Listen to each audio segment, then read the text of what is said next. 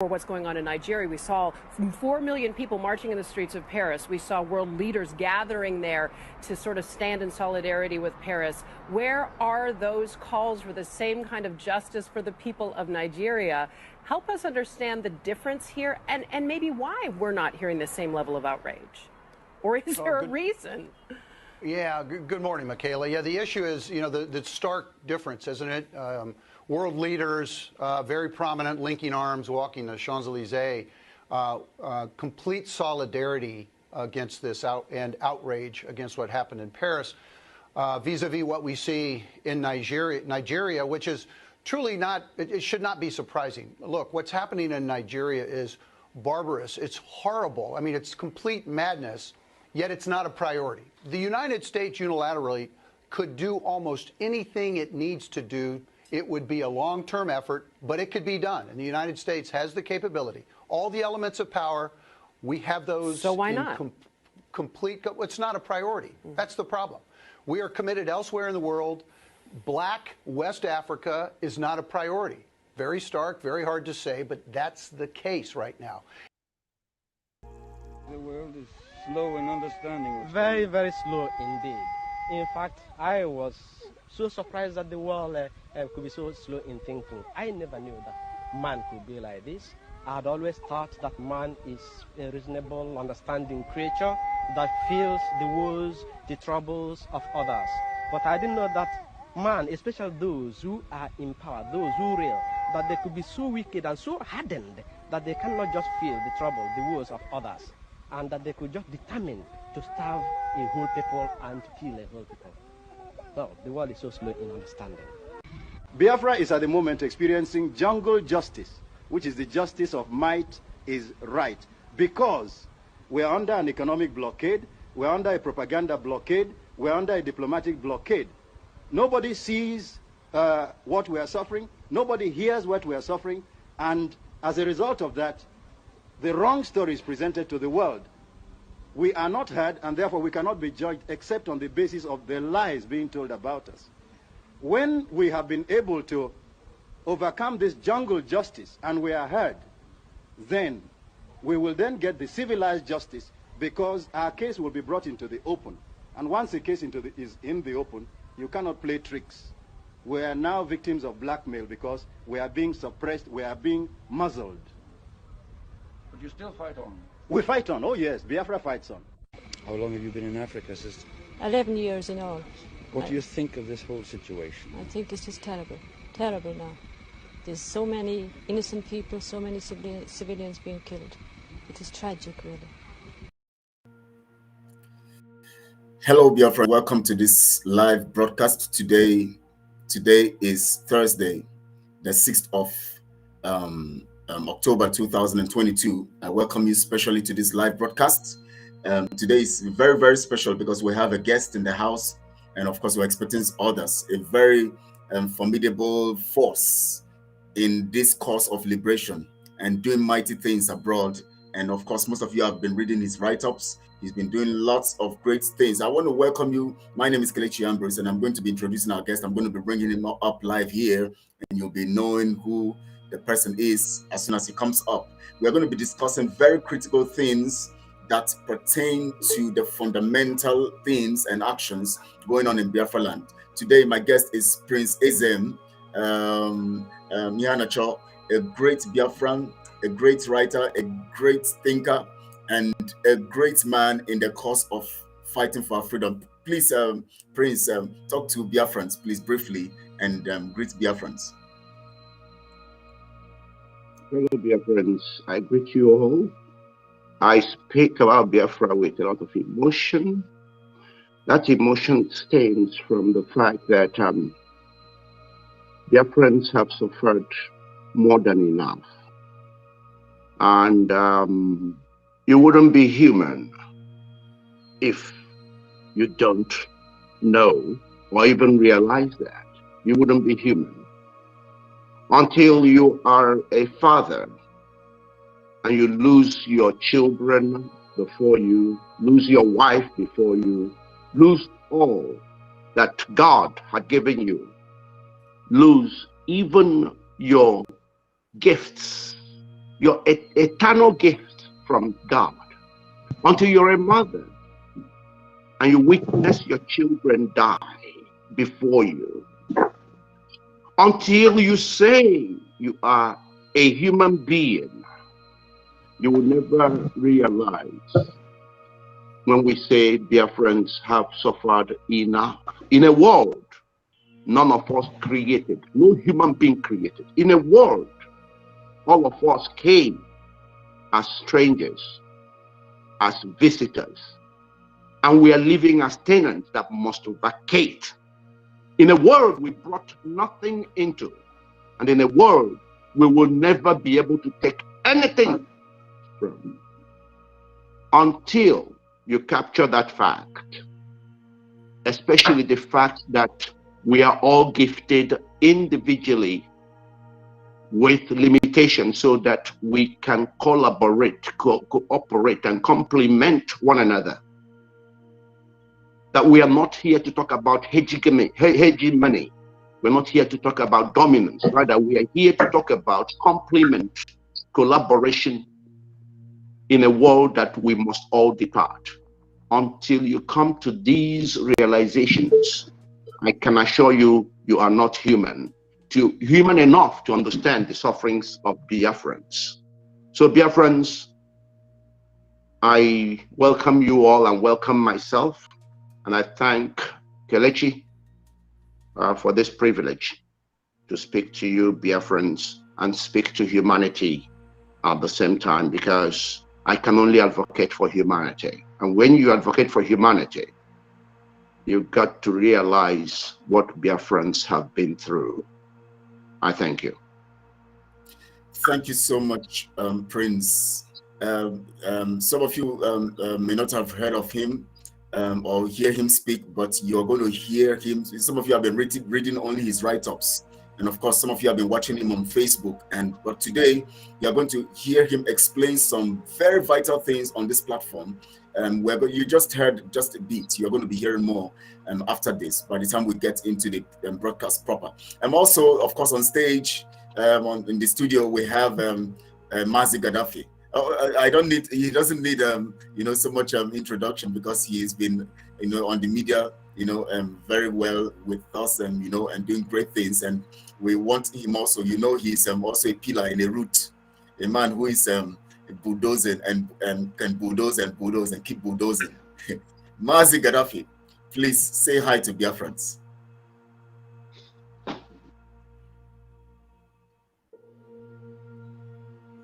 Yeah, fellow Biafrans, I thank you for being with us as usual. We can't thank you enough. You've been so wonderful to us. You've been there, standing shoulder to shoulder with us. And above all, I salute all our foot soldiers that have been carrying this message to the grassroots. I salute you all. And we are here to do the needful, the things we know how to do. Bring you the information, the privileged information which you don't know. We are also here to let you know the blueprint that we have and the assurance as well that we have that Biafra is real and the Biafra is sure. Like I always say, I'm sure of it, I'm double sure of it, that one day you're going to sleep in Nigeria, you'll wake up in Biafra. Thank you all as we proceed. Now, you have not heard yet the things that you're about to hear. The things that you're going to be hearing here today are going to really motivate most of you and going to, influence most of you. Mr. Prince is already, he has,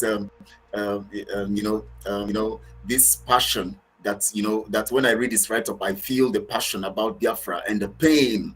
We are looking at the this massacre of the Asaba and of what happened in Asaba. We're going to be looking at that deeply. We're going to relate it to the Aba Women Riot of 1929. We're going to relate it to the things that are happening to our people and the pain that they have caused us in the contraption called Nigeria. These are the things we'll be looking at. So please, it's going to be a lot of emotional time, because so many things have gone wrong that we need to correct as a people, and that is why we have come here. But before we go on again, I'm going to play this video again. I want to play video so some of you who have not listened to it, you will listen to it right now. You can listen to this analyst, this American analyst, who says that we are not a priority. When people say you are not a priority, then it means that you have to do something about your situation. I'll play it one more time, then we from there. Please listen. Gotten a lot of attention on Twitter. A lot of people are saying, wait, where's the outrage of for what's going on in Nigeria? We saw 4 million people marching in the streets of Paris. We saw world leaders gathering there to sort of stand in solidarity with Paris. Where are those calls for the same kind of justice for the people of Nigeria? Help us understand the difference here and maybe why we're not hearing the same level of outrage. Or is there a reason? Yeah, good morning, Michaela. Yeah, the issue is, the stark difference, isn't it? World leaders, very prominent, linking arms, walking the Champs-Elysees, complete solidarity against this and outrage against what happened in Paris, vis-a-vis what we see in Nigeria, which is truly not, it should not be surprising. Look, what's happening in Nigeria is barbarous. It's horrible. I mean, it's complete madness. Yet it's not a priority. The United States unilaterally could do almost anything it needs to do. It would be a long-term effort, but it could be done. And the United States has the capability. All the elements of power, we have those. So why not? Complete. It's not a priority. That's the problem. We are committed elsewhere in the world. Black West Africa is not a priority.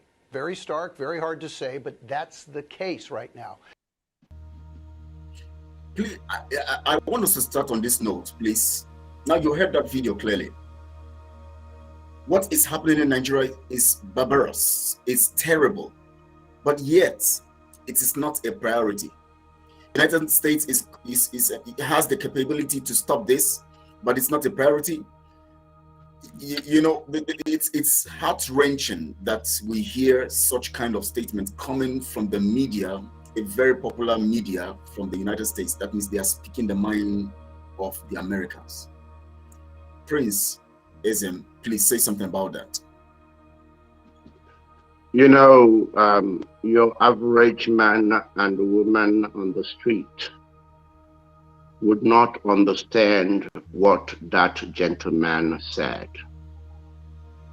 And I can assure you, if we had 8 billion people in this world, 7.5 billion wouldn't even understand, or even more, wouldn't understand what that man had just said. I advocate for humanity and understand what you were saying. I understand every bit of what he himself thinks and what an average human being on this earth thinks. Now, let me tell the world this, and let me remind Biafrans of something. What that man has just said is to tell you that there are categories of human beings in this world.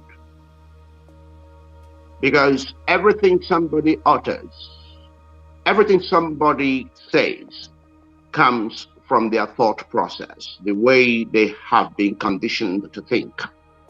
So, because I like to go to the roots of things, because if you don't go to the roots of things, you will never understand it. In fact, in engineering, it's called first principle. If you really want to change anything, you got to go down to where it began and work yourself from there. The problem we have in this world is rooted in the fact that mortal beings, because people need to understand that what we have in this world are mortal beings. Not everybody is a human being. People use these words very loosely. They don't know what being human means. And I want to have time now to explain these things so people can begin to understand what is at play. Because if you don't understand what is at play, you will have no solution to it. So, mortal beings in this world, mortal beings are made up of two components, the being and the human. We come in as beings, And we can live through this life as beings and become professors and do whatever else, and we still remain beings, because that is our basic standard physical nature. The human side is linked to our spirituality. If that human side is not activated and properly nurtured, you can't call yourself a human being. And if you are a being, you will become more dangerous than all wild animals put together. You will be confused about what human beings actually means. You would lose, you wouldn't know the identity, you wouldn't know the meaning, you wouldn't know the origin, and you wouldn't know the purpose of mortal beings on this earth. So that gentleman has just spoken as a being, and that is how most Europeans, especially those who find themselves in government, that is how they think. So they don't necessarily see anybody wearing a brown skin, because nobody is black and nobody is white, I can assure you that. They don't see those wearing brown skin as actually human beings. I can assure you, when you are a being, you are going to think, you're going to reason, and you're going to act worse than animals. Never say a mortal being is behaving like an animal, because that is not true. Animals, for example, can never make, they can never deploy, and they can never use weapons. But beings feed on weapons. And they destroy themselves by destroying others, because they don't actually know who you are. Now, I want people to know that at the root of that gentleman's statement is simply that those he classified as blacks are not a priority, because they don't actually matter. He may not have been saying this from his own point of view, but that is his own understanding of the American policy, that as far as, but you know what is funny actually is that in the end, they are, even as busy as they say they are interested in natural resources that they did not create. They are interested in human resources that they never created. They never designed. That is not theirs. That we are here and will remain here when we depart from this earth. That is what I fail to comprehend. So the truth is, people need to understand that why this is not a priority for America, and I need to make it clear that what is not a priority for them is the lives of people. Not that your resources is not a priority for them. So people need to understand these statements very, very well in order to know how to go about it. If you fail to understand anything, you can never proffer a solution to that thing. I call on humanity to develop discerning spirit. So when somebody speaks, you can not just analyze, but critically analyze it, so you can understand all the various components of what they are saying. Because without doing so, you will just go with the flow and not know what to do. So in a nutshell, I just want Biafrans, and I want humanity, I want people of good conscience to appreciate where that man, I don't know his name, I just spoke about how Nigeria and Black Africans are not a priority. I wanted to make sure people capture where he was coming from. And he's not saying something that is just specific to him. This is the way they view mortal beings. Because they remain beings, they are still not, their human side is dead. It's not activated yet. So they can't see the uniqueness in themselves and the uniqueness in you that requires collaboration, cooperation, and complement. I thank you. Thank you so much for that analysis. Mazi Gaddafi, these people This message have been on air, Yeah. been in the media for a long time, and yet our people have not really looked at it very critically. We just watch it, we just ignore it. Please give us your perspective to this fundamental video that is important to every life of a brown colored person.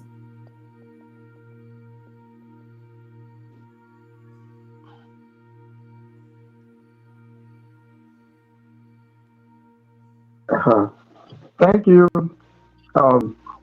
My understanding that Black Africa are not their priority now or later. I could say our well-being as a people, our safety as a people doesn't matter for them. For us to survive as a people, as a race, is their priority is as long as the oil from Biafra land keeps flowing. That's what matters to them. They don't care whether you live or whether you die. Look at Ogun, for instance. The world has been talking about Ogun cleanup. You think about Ogun cleanup, you see the government has come and gone with a lot of promises, cleaning up Ogun, making sure that the people of Ogun have a good life. Because it doesn't matter to them. It's not their priority as long as the oil keeps flowing. So if you want to die, you can die. If your fish want to die, they can die. If you don't want to survive, that is up to you. As long as the oil keeps flowing. Your survival as a race is not their business. I can say, when they say it's not their priority, it's the same word to say your survival, your well-being as a people is not a business. Not just West Africa, but all Black race. You understand? You can see they will be fighting a war in other continents. The world will put the attention over there. But when the same killing is going on in African soil, you see, they don't care. If it was in America that they were killing Christians, remove name of the people from the list of a Christian persecuting country. But as it doesn't matter to them, it's not their business, it's not their priority. If you want to die, you could die. If you want to survive, it's up to you. They look at Africa as a land of the survivor of the fittest. When you think about when they were planning the vaccine, there was a video I watched that said they want to kill about 3 million from Africa. You understand? That's to if you join it to what this guy is saying, that our well-being, our survival is not a priority. That's why you see, maybe I would have sent you the video. Maybe want to kill 3 million Africa. Somebody sit on a roundtable discussion, plan how to execute the African race. You understand? So as long as we are very stupid and foolish to make sure that the resources keep flowing from here to their side, keep flowing from the African soil to their side, Africa becomes like a place where the palm wine tap his wine and take it to the market and develop his family. Where you tap your palm wine, you don't care. It could be bush, it could be anything, it could be anywhere, it could be even forest.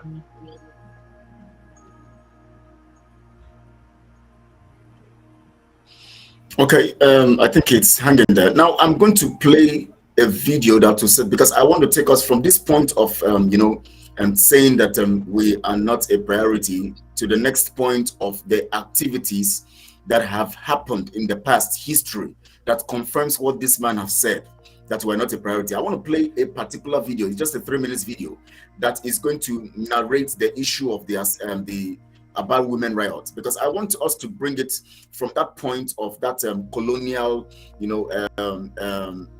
beginning, where we had a 1940 colonial beginning, and then they moved it to the point of now bringing indirect rule through the warrant chiefs. They now introduced that concept and began to extort the people, which created which caused the about women riot. Because these things are fundamental to the fact that we are not a priority because we are not the center of focus. Our resources is the center of focus. Let me play this video so that Prince SM, you'll be able to look at it and then you'll be able to say something about it. Please, Biafrans, listen to this video very well. Listen to it attentively and get the details, every information. The voiceover is very simple and very slow so that you can understand everything. I want you to listen to this, then we'll now go into the next segment of this aspect of this video. So we understand what these people see us and how they see us, and then we begin to prefer solution, because the solution will come from us. It will never come from them. That is why we're doing this thing. So listen to this, please, Biafrans, listen to it. Igbo Area TV, on the Igbo. The incident that led to the Aba women riots. The Aba women riot was a period of unrest in eastern Nigeria during the colonial era between November and December 1929. The agitation started brewing between 1914 and 1919 when Frederick Lugard introduced a system of indirect rule in which the British administrators governed through male warrant chiefs. The system of indirect rule replaced the traditional Igbo political system. Within a few years, the warrant chiefs became oppressive and imprisoned anyone who openly criticized them. By 1928, direct taxation on men was introduced by the British government. A protest was triggered by a fight between a woman named Wanyerowa Oleka Okpo and Mark Emerowa, who was carrying out the census of the people in Oloko town, Bende district, Owerri province. The warrant chief in Oloko had started to assess the taxable wealth of the inhabitants of the town, including women. It is believed that the enumeration of women was proof of looming taxation on them as well. Wanyerowa reported the incident to her fellow women who were already deliberating on the issue of taxation.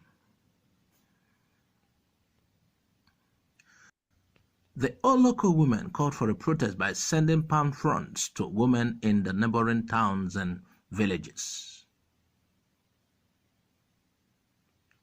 They demanded an end to the warrant chief system and were against the taxation of women. The protest spread across the provinces of Owerri and Calabar. Native courts as well as British establishments were destroyed.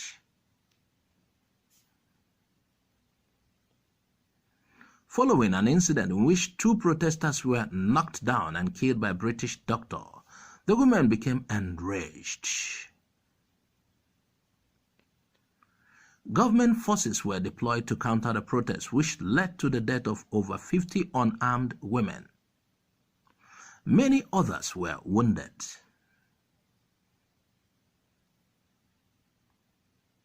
The uprising prompted the colonial authorities to drop their plans to impose more taxes and to abolish the warrant chief system. The Aba women riot is regarded as the first major challenge to the British authority in Nigeria during the colonial era. What do you think about the story? Add your comment on the comment section of this video. Thanks for watching Igbo Area TV. Please subscribe to our YouTube channel. Also click the bell icon. Like our Facebook page. Join our Facebook group. Follow us on Twitter and Instagram. Bye for now. Yeah, that video has shown us, given us a brief of what happened to our mothers who were killed. Over 50 of them. Of course, officially they stated 50, but we know it's more than. Whenever you hear such kind of official statement, you know that something is more, because they will never want to give you the real, which means it was huge. It was a massive killing.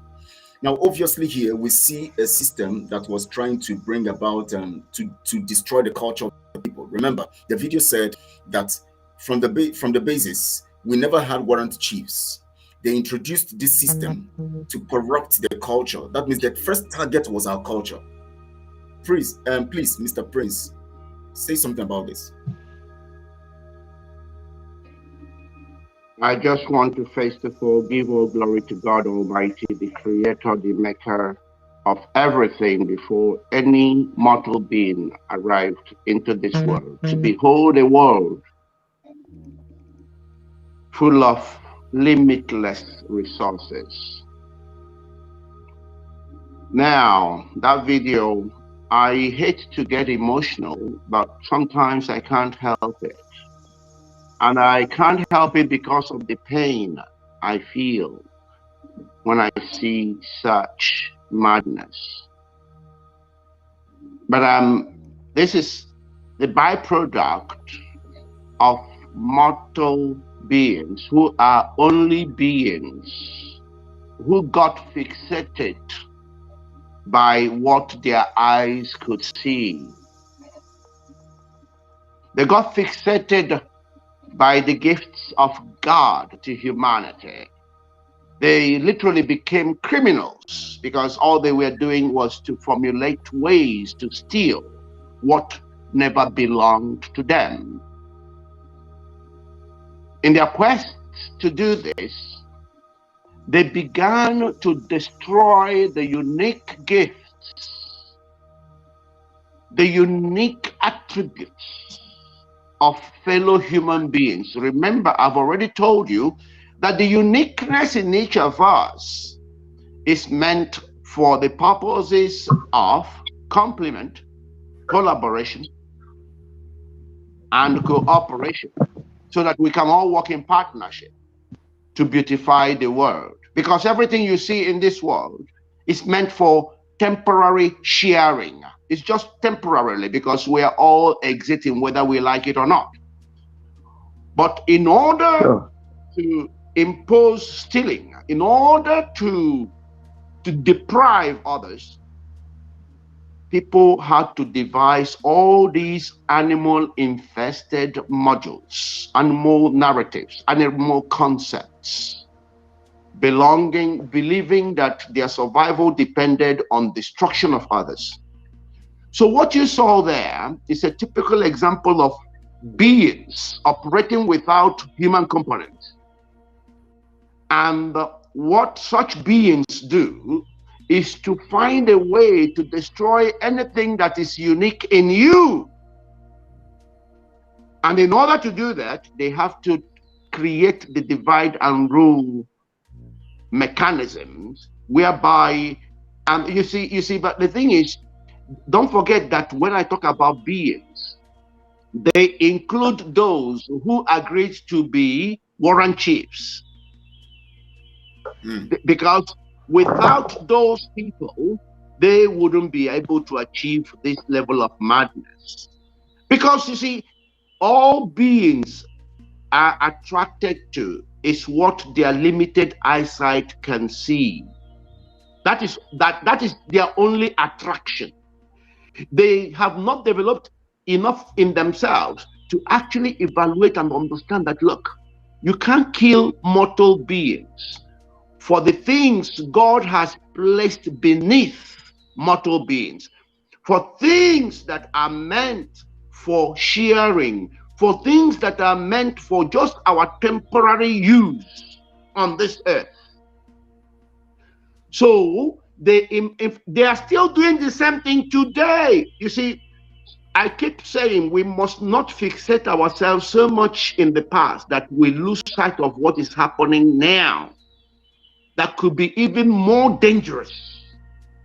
Because when it comes to the salvation of human beings or mortal beings in this earth, you must flag up the truth and you must insist on the truth, because without the truth, you won't get there. So it is so painful that people preferred, and listen to this, just listen to this. It is the same people that want to teach you that you must not prefer golden eggs over the goose that laid it. The same people who want to educate you and say it is foolish to prefer golden eggs over the goose that laid it. Tell me what in this world has a meaning, has a name, has a value without mortal beings? Nothing at all. Now, but these people preferred the things that mortal beings give names, give meaning, and give values. They prefer these things over the lives of mortal beings. That tells you about the confusion in their heads. That tells you about the level of insanity in their heads. That tells you that the human side is not activated. So, and it has continued because it is in their blueprint to continue this way. In fact, in their heads, they believe that mortal beings can overpopulate this earth. Now, I want to teach them something today. I want to teach everybody something right now. And I want to go back to the beginning, because my first statement is about going to the roots. I want to remind us all, everybody that is sharing this world as a tenant, I want to remind everybody about our journey into this world, because it's so easy to understand. I want everybody to know that each of us is simply a byproduct of two strangers' sexual intercourse. At the time, your so-called parents, because you much later got to know them and refer to them as parents, you much later, because at the time they were indulging in that sexual intercourse, they were mere strangers, both to you, and you are strangers to them. It's important we capture this. And when each of us emerged from that womb, we were totally naked. We were totally empty-handed.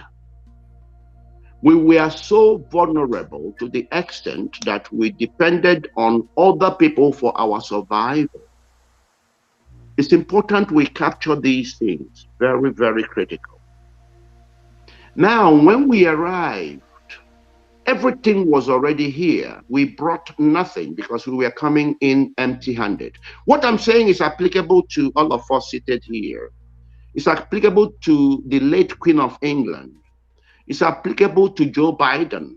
It's applicable to Putin. It's applicable to every human being. Now, it is not only applicable to us, it is applicable to our parents and our ancestors. As far as you came from a woman's womb, this thing is applicable to everybody. So, everything was here before we came. And God so loved this world that he actually deposited what I call limitless resources. And he also made the world to be elastic. The world we are living in is elasticated. People need to understand that. What God then did was to give each of us unique gifts. Unique, each of us. That's why no matter how identical a twin is, they are unique in their personality because they are born to serve one another. We need to capture this, because without the truth, and without this truth, we're going nowhere. we are going to all be suicidal, because as you're killing others, you're destroying yourself in the process. Because you're just a psychopath. You're just crazy because you don't know what you're doing. Now, based on this uniqueness that God put in us, he also attached limitations so that you have to subscribe and others will have to subscribe to you. Now, because the world is elastic and the limitless resources in it is such that in mortal beings with all these gifts and all these limitations, it is only in mortal beings that the expansion of the world, as well as the extraction of these limitless resources, are embedded. Now, if you don't capture this truth, you will think that mortal beings can overpopulate the world, because you're judging the world based on what your limited eyesight can see. You would think that mortal beings can liquidate or would be able to liquidate the limitless resources on this earth. The question I ask them, and what I ask everybody who is thinking this way, is to please give me the number of sand inside and outside the waters of this earth. Once you can give me that answer, then I will say they are correct in believing that mortal beings can overpopulate the earth or can liquidate the limitless resources in this world. The question I ask such beings is to give me the accurate number of stars in the firmament. I also ask them to please tell me whether they brought in a sand in this world, whether they brought in a stone, a stick, whether they brought in a grass into this world. Now, if they can't do that, then let me make it clear that these people are profoundly psychotic. But it is a shame that psychosis, it is a big shame that psychiatry, as far as I know, is a fraud to the poor, to the weak, to the vulnerable, because psychiatry failed to address the needs of those who needed it most. And those who needed it most are these people who came into this world naked, totally empty-handed, vulnerable to the extent that they required others for their survival. And in fact, on exit, it is also others that will exit them. But they lost sight of this and began to claim ownership of things they never owned and they will never own. And based on the claims, they are killing fellow mortal beings and sending them to a destination they themselves must attain, a destination they know nothing about. The Queen was just buried a few, well, I don't know whether it's a few weeks ago or a week ago or so. I'm not doing those calculations. But I would really love to know how much of the gold that he went with, and whether she was given checks to cash where she's going, or whether it was cash that they gave her. I would really want to know all those claims of owning Nigeria, owning this place, owning this where I would really love to know how much she has taken. And I keep getting startled. I'm telling you, I get startled each time I feel, is it that we can't learn lessons from what we are seeing with our own eyes? Let me tell you something that will surprise you. I hope it wouldn't. Do you know that God so blessed this world? We have so much resources that you find that the war being fought right now is not for anything else other than hegemony. The amount being wasted right now, the destruction that is going on across the globe, especially in Ukraine, the amount alone is enough. The amount America, Europe are pouring is enough to cure poverty across the world. I'm just talking about this particular one. I'm not talking about the money we spend on ammunition, building them.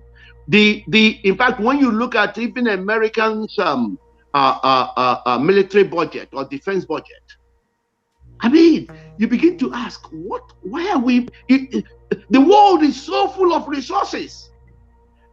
Many, countless untapped. We haven't tapped it yet. So I want to tell everybody today that because God chose mortal beings alone for the expansion of the world and for the extraction of the world's limitless resources, it is impossible for human beings to overpopulate this earth. And it's also impossible for human beings to liquidate the natural resources, the limitless natural resources in this world. I need people to understand that. And if they think it is not true, let them give me the number of sand in this world. Right. And let them tell me how they brought one sand in this world. And based on this, I call on Biafrans to wake up and smell the coffee. And Biafrans must go forward for their freedom, because the freedom of man cannot be compromised. I said this because I know, in fact, I don't know whether it's going to form part of our discussion today. I overheard Bill Clinton say that people don't want to be controlled anymore. But I want to remind Bill Clinton that we're going to talk about that. Is it coming? Yes, it's coming. So when you make my comment, I'm still going to repeat it then. Okay. I want to remind Bill Clinton that there has never been a time when human beings are happy to be controlled or meant to be controlled. And I need to ask him whether he nor his wife, Hillary, or their daughter, Chelsea, would like to be controlled. Now, if you cannot, if you don't like to be controlled, and your own children, your own adult children, you can't control, you must be sick in your head to believe that another adult, a community, a country, continental, that you're supposed to be cooperating and collaborating and complementing with, wants to be controlled. Because for you to say people don't want to be controlled, it means that you believe that you said they don't want to be controlled anymore, as if there was a time they wanted to be controlled. Yes. I mean, that is a shock. Principle. So let me leave it here for now by saying that it is only the insane that believes that mortal beings can actually overpopulate this world. And let me give you an example of how we can't overpopulate the world. Do you know that it is only mortal beings that can build skyscrapers? Definitely. Do you know that it's only mortal beings that God gave the power to even build on seeds and build and look, people, look, I don't think this is the problem. The problem is that when people have not understood who they are, okay? When people have not understood what they are meant to be doing, they are mere mad people. When you haven't understood who you are simply mad. It doesn't matter whether you are queen, king, whether you are professor. You're just a mad person because you don't even know your identity. Thank you. Let me leave it here for you. Thank you so much, Mazi Gaddafi. What is on your mind? I was just observing you because I know so many things were coming into your mind as you heard and Prince, talking about this. Please say something. Say something that you have to say. Yeah, my brother, mentor, our boss, and our friend, Prince, you really made a total summarize on the issue happening today or these days. I used to say that human right does not exist in African soil. Now, when we talk about human right, doesn't exist in African soil. You can see that is why when Clinton said that we are no longer being controlled or we don't want to be controlled, You can see like something happened around where I was sitting here. There was a lady that got drunk. You know, if it's in Africa, the brothers, the parents got to bundle this girl into their house or even beat up the girl. But do you know what? They were pleading and begging her to go back to the house. She refused. And all of us from the African soil was a kind of angry. Can't you beat this girl, beat hell out of this girl? You know? So you understand? Due to the kind of mentality we have within our side, we don't adopt this woman rights. That is why you see anything happens in African soil. That's why you see the Americans will come to our soil and behave as they like and go back to their place, because they already know that our location, our mentality has been contaminated, as in we no longer see the. You understand? You know, when there is a palace and there is a dungeon, they look at African soil as a dungeon, that anything takes place there. Our leader called Nigeria zoo. I said, in zoo, many things are in order. I can call Nigeria as a forest. If wild animal didn't kill you, as we believe in Africa, dangerous spirits might kill you as well. So like in Nigeria today, if police didn't kill you, soldier didn't kill you, Boko Haram will kill you. If Boko Haram didn't kill you, politicians will kill you. You can see, nobody checkmates what happens in Africa. Nobody checkmates the attitude of the politicians. Nobody held responsible for their actions. That is why you see, when they look at us, they said, these people, this is not our priority for now. Because, first of all, you have to compose yourself and know what is good for yourself before somebody can look at you. You understand? You can't leave your home dirty and expect outsiders to come and sweep it for you. So first of all, the Biafran people got to change our mentality. We are most traveled tribe in this whole world. We have gone far and near. We have learned how to live life. That is why we want a nation where we can rearrange people's mentality, where we can rearrange the way of things. You know, it's no longer as usual. It becomes as it is. You understand? Like here now, like here, in this country that I am today, you don't fight, no matter what, for no reason. In fact, if as I am today, if I want to fight, I'll look at my pocket, do I have $1,000? Then if I do, then I can go and fight. You know, when we come to this place, we obey the law, we obey their rule. But when we go back to our place, you no longer check your pocket. Do I have $1,000 before I start fighting? You see, these are this kind of attitude we are generating down there in Africa. That is why these people that feel they get ahead of us somehow can tell you that, leave these people. They are not important, because they have not seen themselves being important. You understand? We have not valued what we have within ourselves, knowing that the democracy that everybody enjoy out there started from us. You understand? So knowing very well that this is who we are, like you rightly said, Prince, you got to know who you are. Because you don't know who you are, you're a mad person. So you understand? When you now understand that this thing that these people are enjoying started from my ancestors. We are unique tribe, we are unique people, but we don't know who we are. That's why you see somebody can just come up and gun down people and nobody talks. Nobody's held responsible. It is because of the killings that made our women to rise up to say no, enough is enough. You know why? Because the men were afraid. Likewise, I always draw a reference from where I am. You know, they value women more than men.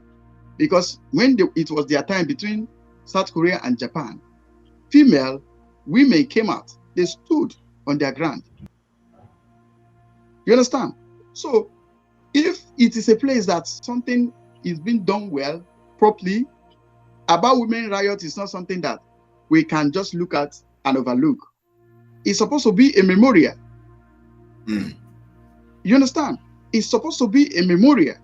It's supposed to be a thing to say, for this very move, we need to celebrate our women. For this very move, we have to empower our women. And we live in a country that doesn't think, they don't even have a history in their curriculum. So we now, the young generation, we said, no, we can't mix up with these people. People that value cow more than the human life. You understand? People who can kill thousands of people because of one cow. So we are not supposed to mix up with this kind of people. You understand? So because of this, we today celebrate or remembered Asaba Massacre. It is an event that no single human being has been held responsible for the massacre in Asaba. No single human being has been held responsible for killing over 10 million Biafran. In starvation, they kill our child, our women, our children, our wives, our mother, our youth, because of we live a place that anything goes. That is why you can see the blockage of air, land, and sea. There has never been in a place in this world, I never read any history that kind of thing was applied to any race. But it happens to us. None of us, even those ones that call themselves elite, nobody has risen up to said, we got to hold these people responsible for these acts, for this genocide. That is why when they look at you, they say, they are not our our whatever. You understand? No, because you have not valued yourself. You have not seen yourself that this thing must stop. That is why you see we at this generation has come up to fight for this Biafra, because we have seen things. Let me tell you, somebody asked, why is it that the people living in outside shore, living in abroad, are the people that's always at the forefront about this Biafra thing? I answered a simple question. I said, because a man who has never seen 50,000 and have been seeing 40, 20 down, he will never know that there's what they call 1 million. The person never tests what they call billions. But from the moment you begin to test million, you will know that this is your 40,000 who have been stupid all along. So we are out there. We see how human beings live. We see that politicians in abroad no longer campaign. I want to build your road. I want to give you lights. I want to give you, you know, I want to give you water. No, this thing are normal thing of life. It's not something to use as to campaign. You see that in where we come from, this useless country called Nigeria. This, you see that somebody in this millennium, in this age, somebody can still come and say, I want to tie your road. I want to give you water, skin. I want to give you good health. Okay, let me tell you. I am having seriously eyes problem. I went to hospital, you know. I pay some amount. The government said, oh, you got insurance. Okay, we have to pay you. We have to subsidize your medical bill. You understand? During the time of COVID-19, we that are not indigenous here, money were given to us because they disturbed some of our jobs. Most of us didn't go to work. Most of us go on quarantine, you know.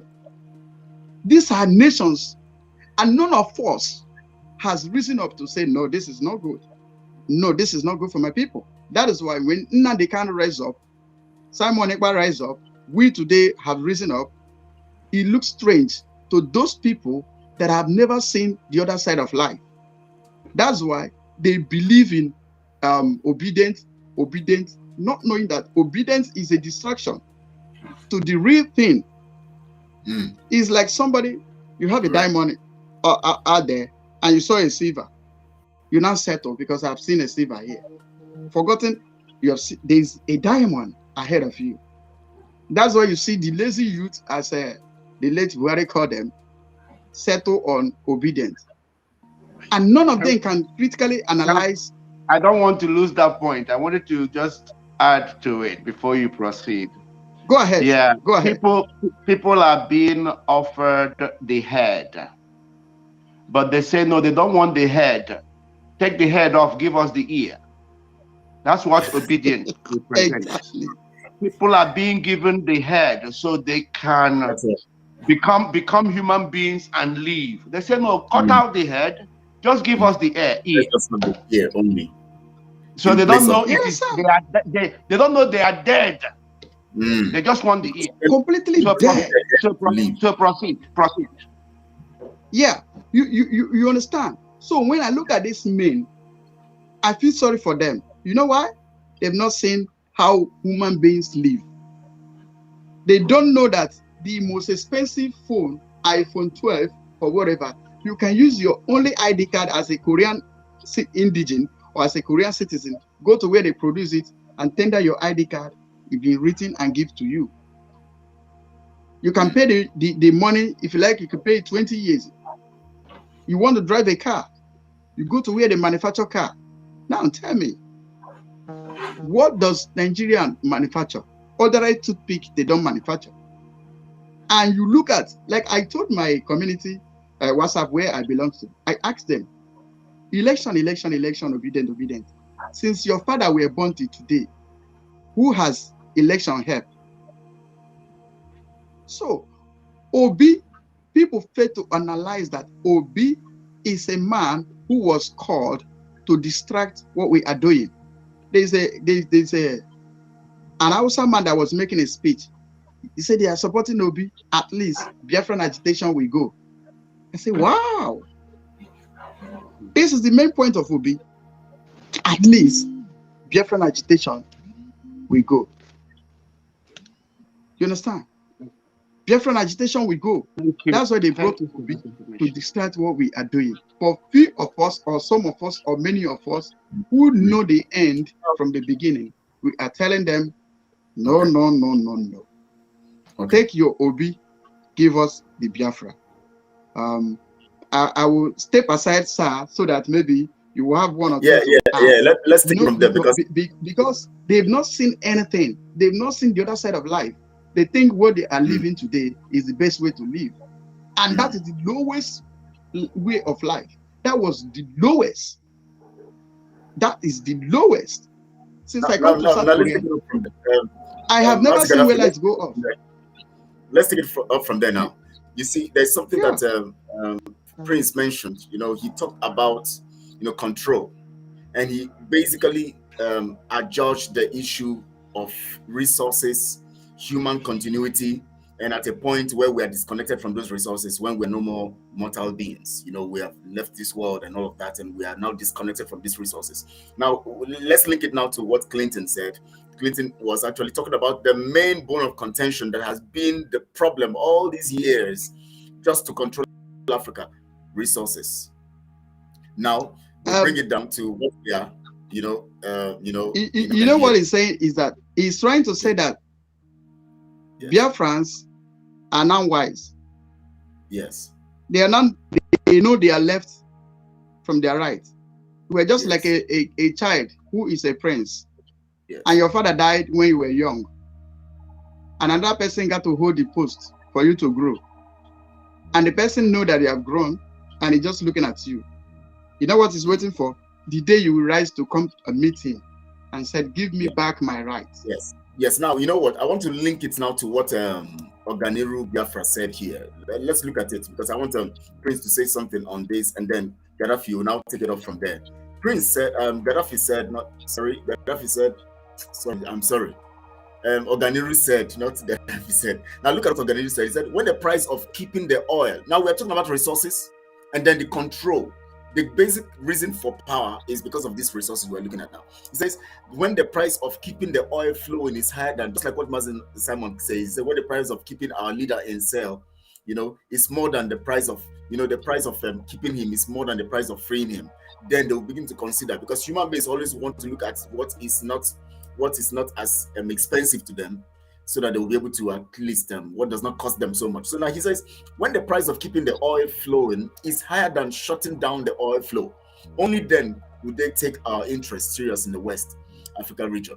Biafra is the only solution. Please, Prince, what do you have to say about this? Then Gaddafi will say something also about this. Let's look at what Oganeri is saying here. This statement is so brilliant because I remember Mazin Nandekano saying, take this oil away. We don't need it. Take this oil away. Let my people use their God-given talent and manifest themselves. That is a true leader. And that is what this is all about. And to be quite honest, if it's possible to rid humanity of this oil, however it can be taken out so that mortal beings, because God gave us so much talent, so much, we haven't even begun to tap into it. We just have crazy people who introduce narratives that are drawn from the wild, and they are running with it, and they want to convince everyone. In fact, there was something Gaddafi said and I was happy and I wanted to go back there, when he talked about human rights and the lack of human rights in Africa. But before I deal with that, and in connection with this, and I'm talking to the powers that be and everybody else now, humanity I'm addressing, whether people actually know what is the greatest crime on earth, greatest inhumane act on earth. I can tell you, people will give you different answers, but let me tell you what it is. The worst crime on earth, sick condition or find yourself to be conditioned. I want you to, these two, they are very critical. The worst crime on earth, the worst evil, the worst sin, people don't even know this, condition someone else or to be conditioned, because mortal beings are meant to be conditioned. That was why God gave each man, and man means man and woman, autonomy, free will, and choice. Even choice to choose between themselves, between the devil and the God itself. It's a free choice given to all. It's only animals. Even to condition animal is also a pain, because animals are supposed to be allowed to be natural. They love condition a human being, because when you seek to condition a human being, what you find to get yourself in that person has a unique thing to offer, not themselves, but humanity. But you're seeking to condition that person. You see, what we are charged to do in this world, and in fact, the clever people do it with their children, is to give children as much information as they themselves have. You give them that information as much as you can to enable them to develop their own uniqueness. So you're not there to force them or condition them to be like you. Oh, I think we lost him there. I think his network signal. He will come on. Please, Mazgarafi, take it up from there. When he comes, he continues also. Please take it up from there. All right. Yeah, like we are saying about the flow of oil, or the cost of keeping the oil to keep I on think flowing. he's back now. Please, as you gotta hold your thoughts there. Let him continue so you finish up, and then. Yeah. Thank you. Okay, thank you. Please, So please, I wanted people to understand this because it's very important. Remember, without the truth, humanity is finished. And I'm trying to hit at the truth, the core thing. So when you allow yourself as a Biafran to be conditioned to think the way others think, to think that what Europeans are telling you is the truth, you have committed the greatest sin before God, because what you have done is you have failed to activate the uniqueness in yourself to know that there is something you ought to be contributing to humanity for your own good, for my good, and for the entire good of humanity. And when you seek to condition another person, you have destroyed the equation, because the fingers are created to be different so they can offer their uniqueness. If any two fingers become the same, you destroy the equation. So this is the worst crime people are committing. So when you talk about human rights, Gaddafi, my brother, when you talk about human rights, I want you to know that, first of all, majority of Africans have accepted that they are animals.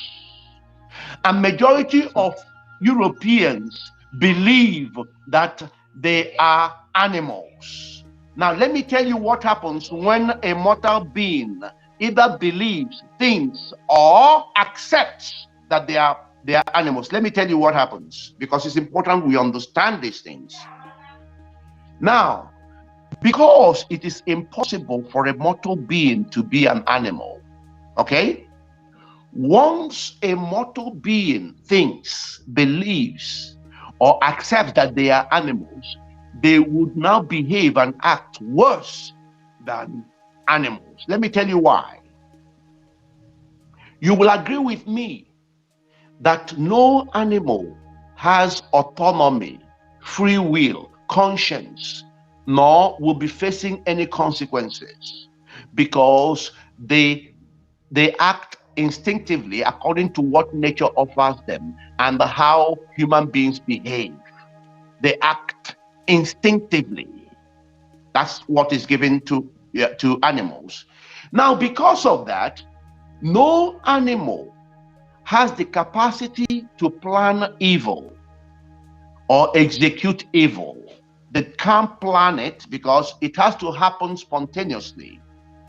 No animal, I want to tell you why. Once you accept that you are an animal, you will act worse than an animal. You will behave worse than an animal.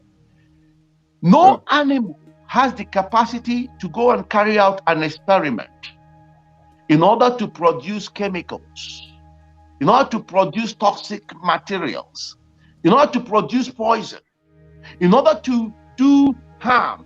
They cannot deploy, or use weapons. Have you seen any animal carry a gun and begin to shoot it? Or take a stone and begin to throw it? No. Now, once a mortal being thinks, believes, or accepts that they are animals, they will automatically become worse than animals. That's why Europeans are acting worse than animals. That's why Africans are acting worse than animals, because they accepted the narratives that mortal beings are either primates to apes, or they are higher animals, or they are basically animals. Once you accept that madness, I am sorry, you become worse than animals. And you will be treated worse than animals, because what Africans are facing right now is worse than animals. If you killed 10 dogs right now and put them on the street, CNN will go mad, the world will go mad. But they see thousands of Africans killed, and in fact, they tell you it's not their business. Because mortal beings have been reduced beneath animals. So that thought that you are an animal makes you perform worse than an animal, and I'll accept your performance as if it is normal. So I wanted to say this so you begin to understand the root of the problem. So you cannot now feel that somebody who is acting worse than an animal will give you human rights. Human right means nothing. In fact, if there is any right, they will give it to animals because they value animals more than you. And in fact, you have valued animals yourself more than yourself by accepting that you are animal. So your behavior, your action, even without knowing it, will be sub-animal. So I wanted people to capture that. So we understand why things are the way they are. Because without this understanding, you will not begin to make the necessary adjustments required to prove yourself as a human being. Because until you begin to yield your uniqueness, nobody will value you. If you're here just to repeat what another person does, or agree with what everybody else says, or go with the flow because the crowd is moving this way, you just go. Sorry, you have no value to yourself, to myself, to the other person, to humanity. Until you introduce your uniqueness, because God gave each something unique. When you introduce it, people will respect you. They would value you. All this nonsense will stop. So I urge all Biafrans, the land of the rising sun, this rising sun that will come to illuminate the world. I ask all of you to wake up to this reality and begin to take your space, occupy your space. Look, I'll never be afraid of dying because everybody is subject to death. Every killer must be killed by the same death. So don't be afraid. Let nobody use death to scare you. Because let me tell you, even when you die, people don't know the mystery in death. Go and study the seed and what happens to a seed that is cultivated, that is buried under the soil. Go and study it. Then you know that you shouldn't be afraid of death. Don't be afraid of death. Because when you kill the truth will die and would be buried and would germinate and multiply itself into many truths. And then you are in trouble. When the devil was getting rid of Jesus, the devil thought he had achieved it. He didn't know that Christ was going to explode. So there is bigger science that is higher than this man-made weak science that can't see anything. So don't be afraid of he who is only subject to the air that we breathe. He who is not promised tomorrow, but is claiming the future. Don't be afraid of them. Claim your crown, claim your authority on earth, because the job you have been given in this world, you must account for it. There is no other place where you're going to perform that job. It is here on earth. Unleash the truth without fear or favor, and make sure you die only once, not 1,000,000 times. Because when you activate that truth, you will not only be liberating yourself, you will liberate even the Europeans that are subjugating you.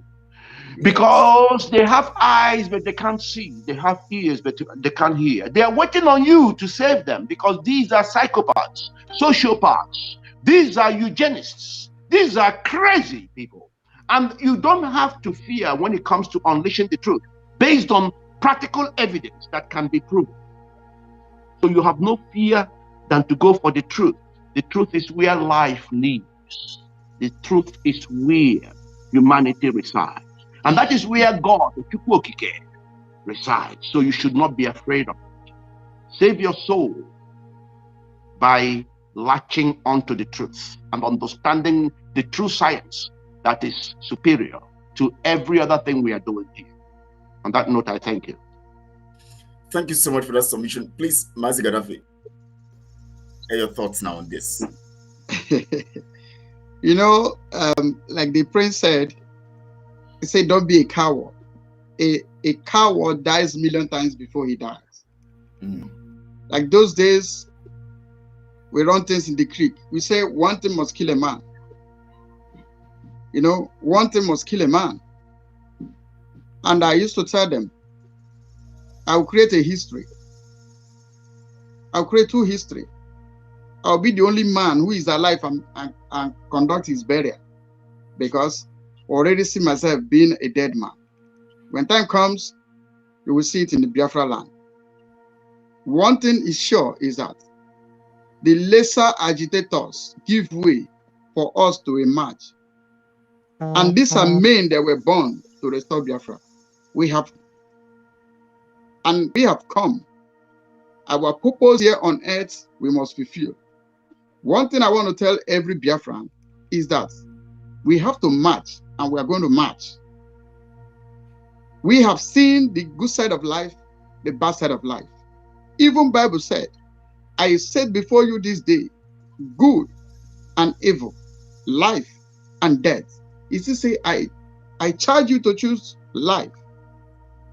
And the Bible said, those that don't value their life, we have this life. So, sir, like you said, when we understand who we are, that we are the Biafra, the light that illuminate the whole earth. When you understand, you change your thinking, knowing that obedience is not your answer. It's not answer to your suffering. What is the answer is Biafra. And this Biafra is a place where we don't value this oil. The lazy Fulanis, the lazy caliphate, value the oil.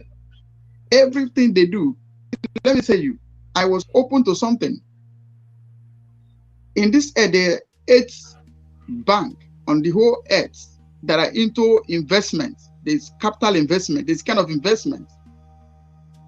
Now, a nation can, if you invest Singapore, one of the banks is in Singapore. I will as we proceed, I'll remember the name. Do you know that a nation, China is involved in this trade? About 8 strong nations. Now my eyes were open to see that the waste resources that are the politicians are wasting on this earth is more than what can be numbered. I see it. I've seen it. I see that a real nation doesn't even need to depend on oil to survive. If the people who is reasonable, because they made us lower than animal. Do you know, in Cameroon, I was doing elephant tusk business. And if you are caught shot one elephant in Cameroon, you go to 21 years in prison. The same Cameroon are killing Ambazonians with impunity. But these people value animals. They say they are in wildlife conservation. But these same people kill human beings at random, massacre people, burn people inside their home. That is to draw from what the prince said, that they look at us, we are lower than animal. That's the way they see us. Now, if they don't see you lower than animal, how can you shoot an animal and you go to jail and you can kill human beings in thousands and nothing happens to you? That is the Fulani man's mentality. We are not supposed to live with this kind of state of people. And that is the conditioning I'm talking about. The conditioning. Yeah. Yeah. You understand? Okay, like here we are. Here I am. I use as an example.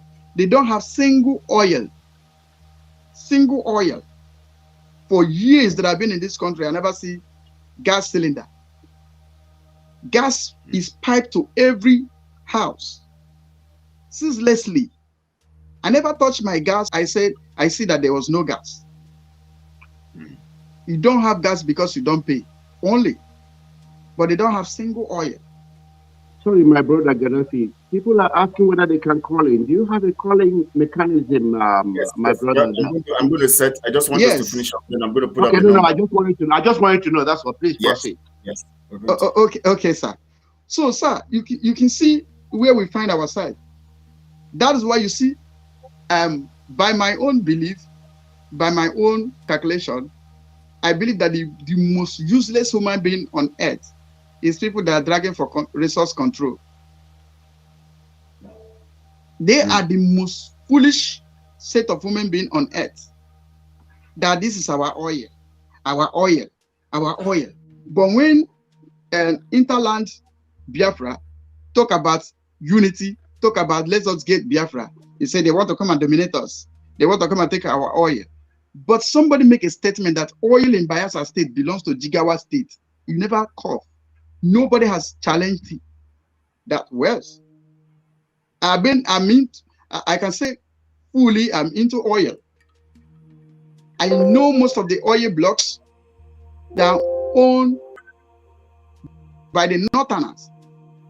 Northerners is only few cartel, few that has little like 10% equity, 5% equity in our oil block that flow from the Biafra land. The one, people like a maker for them, people like this useless man, them, they have less than 10% equity. I can count how many people in the whole Niger Delta that has up to 10% equity in the oil that flow from their land, and the oil that damage their river, the oil that pollutes their place. But when you tell them, come, let us get this Biafra, is it not the oil you want? Keep your oil. Still, they are Gaddafi, my brother. Gaddafi, my brother. Gaddafi, my brother. Go ahead, sir. Let me assure you of something.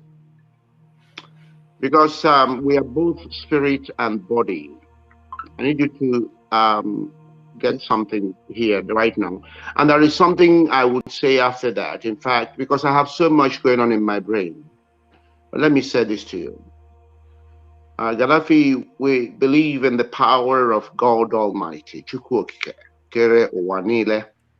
And when I say this, I could get emotional because I feel so much pain that humanity got lost and didn't quite understand what they were here to do. And I will spend my time to make sure I narrate what we are here to do so everybody gets to know. Gaddafi, my brother, let me say this to you. We work with Chukwuokike, God Almighty. In fact, scientists who are confused call God Big Bang. But they deny, they don't even know that it is God they are calling Big Bang. Because when a scientist says Big Bang, a scientist is accepting that science did not create anything. They are accepting and science can never create anything. Science can only recreate from things that have already been created. So when they say Big Bang, they're referring to God. We call it Chukwuokike. Chukwukere Ihenile, because we know nobody created anything. Now, we work with this God. It is this God we are talking about. Now, I want you to know how this God operates. Because when you get to know it now, you won't even bother yourself with most of the things now about whether they understand the oil block or whether they're not. This is the principle of Chukwuokike, and that's why I know Biafra is here. Nobody will stop it. At all. Now, Chukwuokike is a God that does not mess about with his glory. He secures his glory each time he wants it displayed here on earth. Please, just hold on one moment, please, dear friends. We'll give you time to call in. I've not displayed the number yet, but I know somebody is calling now. So please, after this now, you're going to call in. We're going to give you the time, to call in. So please hold on. Just listen to the analysis so that you can get the information right. Then you can call. Please go on, sir. So there is something God does when he wants his glory to be manifested and doesn't want it to be stolen. First of all, God will ensure that it is a moment of impossibility where people believe this is impossible. It can't happen. Bam. Because when it is possible, the glory of God is denied. When it is possible, those that made it possible will claim God's glory. Yes. And in order to show God's glory, what God does is to take 1, 2, 3, few people or even one person to do the impossibility, so his glory cannot be denied and nobody can steal it. That was why Nnamdi Kanu had to be kidnapped, so that the few individuals that are required to bring Biafra would emerge. And they are here now. Bam. Forget about Peter Obi and the crowd are renowned to being useless anyway. The crowd are gullible from history. That's why today they say Hosanna, tomorrow they sing crucify him. That is the crowd for you. That's it. So don't be afraid of the crowd, and don't be afraid of all the shenanigans and all the madness going out there, making it look impossible, because those are the conditions that God requires in order to deliver. But rest assured that the people that understand how God operates are here to work with God, to actualize God's purposes for Biafra. That is one thing. Now, I want to tell you what mortal beings are on this earth to do, because it's important we understand what we are doing here on earth. And that job is very temporary. That job is the same as what anybody, forget about the Pope, Bishop of Archbishop of Canterbury, forget about all those uniforms. We are all here for equal but different purposes, so we understand. I earlier on reminded you about our arrival here on earth, how empty we were. I reminded you of that. And I reminded you that each of us came in with unique talents. Attached to that unique talents is what I call limitations. I hope you got all those. Very well. Sure. Now this is the deal. Because God is only in humanity, it's only in mortal beings that God gave that power to alter things. We are here to alter nature, alter animals, alter even ourselves, but with limitations. And in fact, when I talk about this, I feel like inviting people like Mark Zuckerberg, who are those that claim to be the big tech owners. I feel like bringing them so I can share with them. Not that I want to instruct them, but I share with them, because this is critical. And that's part of the things that Biafra will help them to learn and develop, because the world is yet undeveloped. The world is yet to be developed. There is no civilization going on anywhere. People think there is civilization. There is no righteousness happening anywhere. People think there is right. Nothing. We are yet, the truth is yet to descend. And that's one of the things Biafra will bring. People need to understand it. Biafra is coming for a purpose. It's a light. So don't miss. And that's why the devil is fighting everything to stop this light. The devil knows what is coming. He doesn't want the light. It wants to remain in darkness. But when God says it's going to happen, it's going to happen. And it's going to happen. It has already happened spiritually. We are waiting for the physical manifestation of Biafra. That's all we are waiting for now. So now, this is the deal. We are given the power and authority to alter things on earth with limitations. And I give you an example of what altering means with limitations, so you know. I don't know whether does anybody have a dog in this house? Any of you two, do you have a dog? No, I don't. You don't, okay. You might ask those who have dog. In fact, you don't need to ask them to know that we alter animals. For example, looking at the dog. If you left the dog naturally, their diet is chosen from birth, and their diet is standard. And wherever you see dogs, they will eat the same thing. But because of the power given to mortal beings, you can begin to make a dog eat grass by mixing it with meat. This is now you are altering the dog. Are you getting my point? Very well. Yeah. Okay. Now, you can do that with many things and get the dogs to start even eating rice and eating the things you as a human being eat. Yeah. I'm giving you the altering capacity of man. But now let me talk a little bit about the limitations. Your limitation stops right there.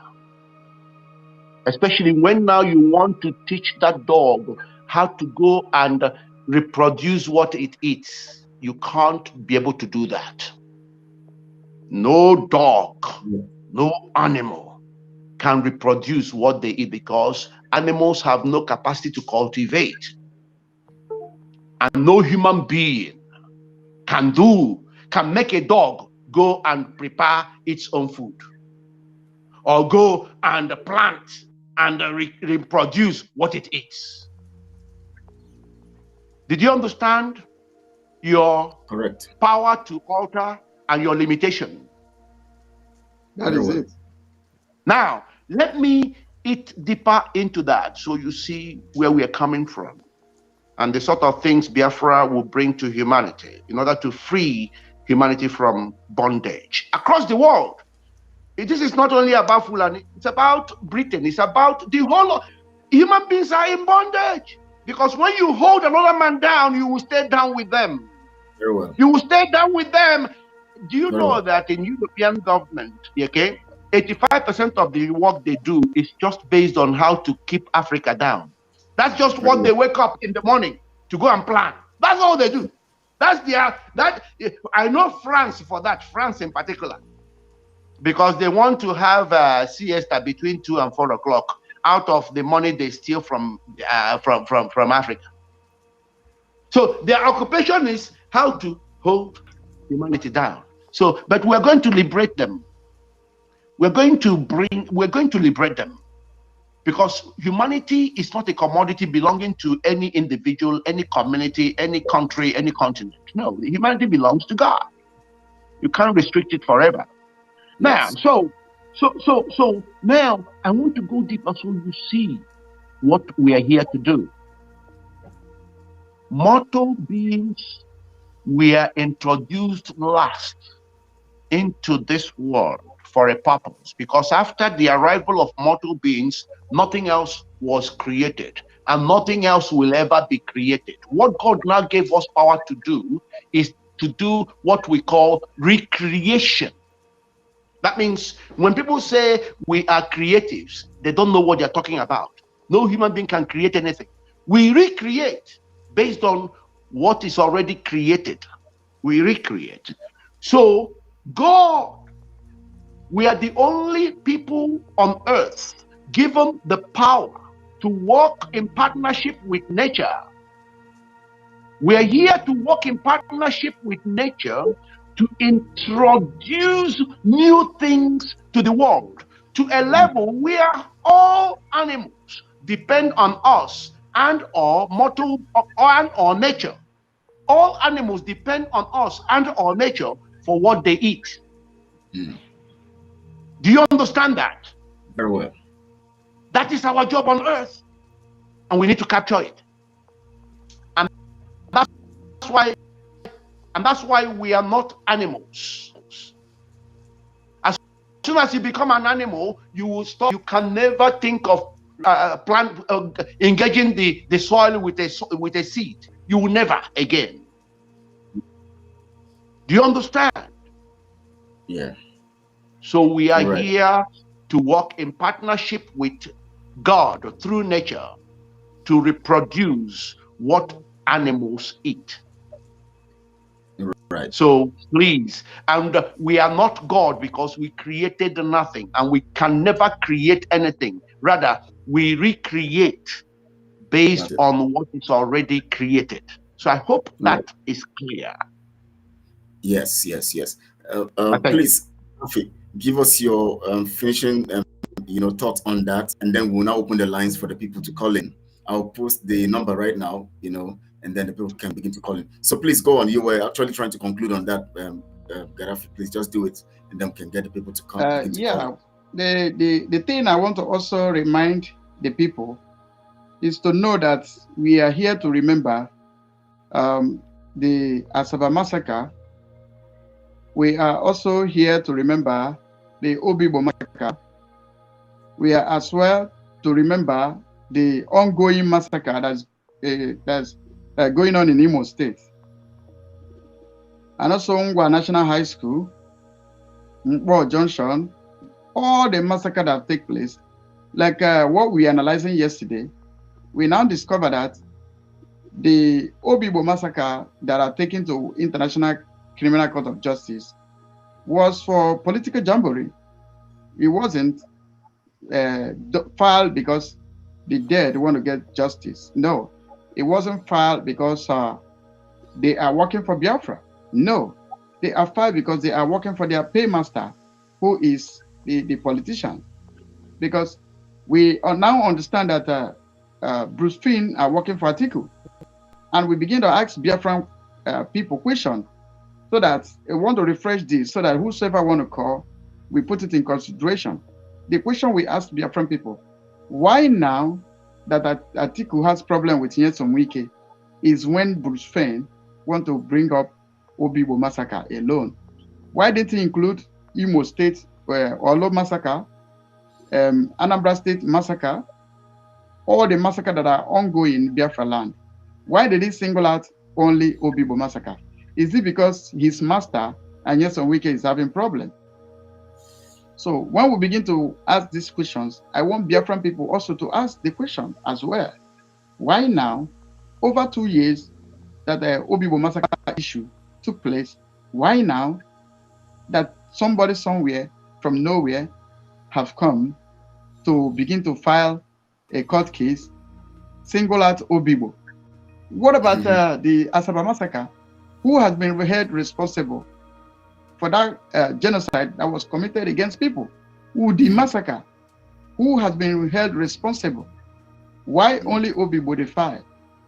So in that, we begin to understand that they are not working for us. They use our name to score cheap goals. They use our name to do their business as a business people they are. So I'm not saying because I support Wike. No, I don't support Wike. Neither do I support the killings that Wike perpetrated in Obibo. But I just want to condemn. My father said, when you want to be white, be white. When you want to be black like charcoal. You understand? So if some people said they have achieved, done, dusted, and filed the case Obibo massacre is now criminal court of justice, this, we begin to ask why now? So if Atiku and Wike doesn't have problem, so the date in Obibo will not be remembered. That means if Atiku and Wike doesn't have issue, if Wike was a vice president of Atiku, that means nobody will remember about the massacre in Obibo. Please, so, sir, you want to say don't go until I have said something along this line, because this is wonderful. And that's why I talk about critical analysis. Critical analysis. So do you want me to go now, or do you want to finish? You can bomb in. You can throw the bomb. Thank you. Thank you. Division of labor.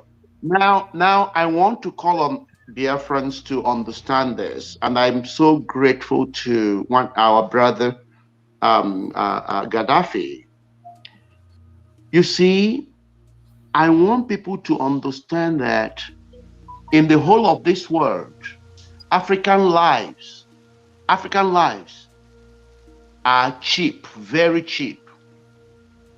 But the life of Biafrans are the cheapest. I hope you understand the difference. Yeah. In the whole of this world, African lives are very cheap, cheaper than that of animals. But Biafran lives are the cheapest. The people haven't understood it. And it is the British government that made it so. So, and what I'm going to do now, I'm linking it to Peter Obi so people understand. You see what Gaddafi said now? I need you to know that the killing of Biafrans is almost a trophy, not only to Fulani, but British government and to the people of the world. That is why, even as Biafrans, it doesn't matter to the world. It doesn't matter to anybody. In fact, the world is happy. I need you to know this. This is a fact.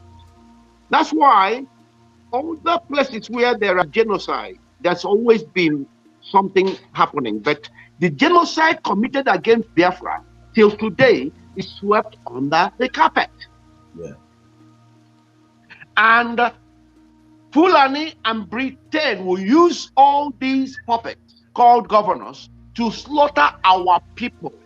And there will never be any question asked until these people begin to go contrary to what they want. Now they want to use that thing.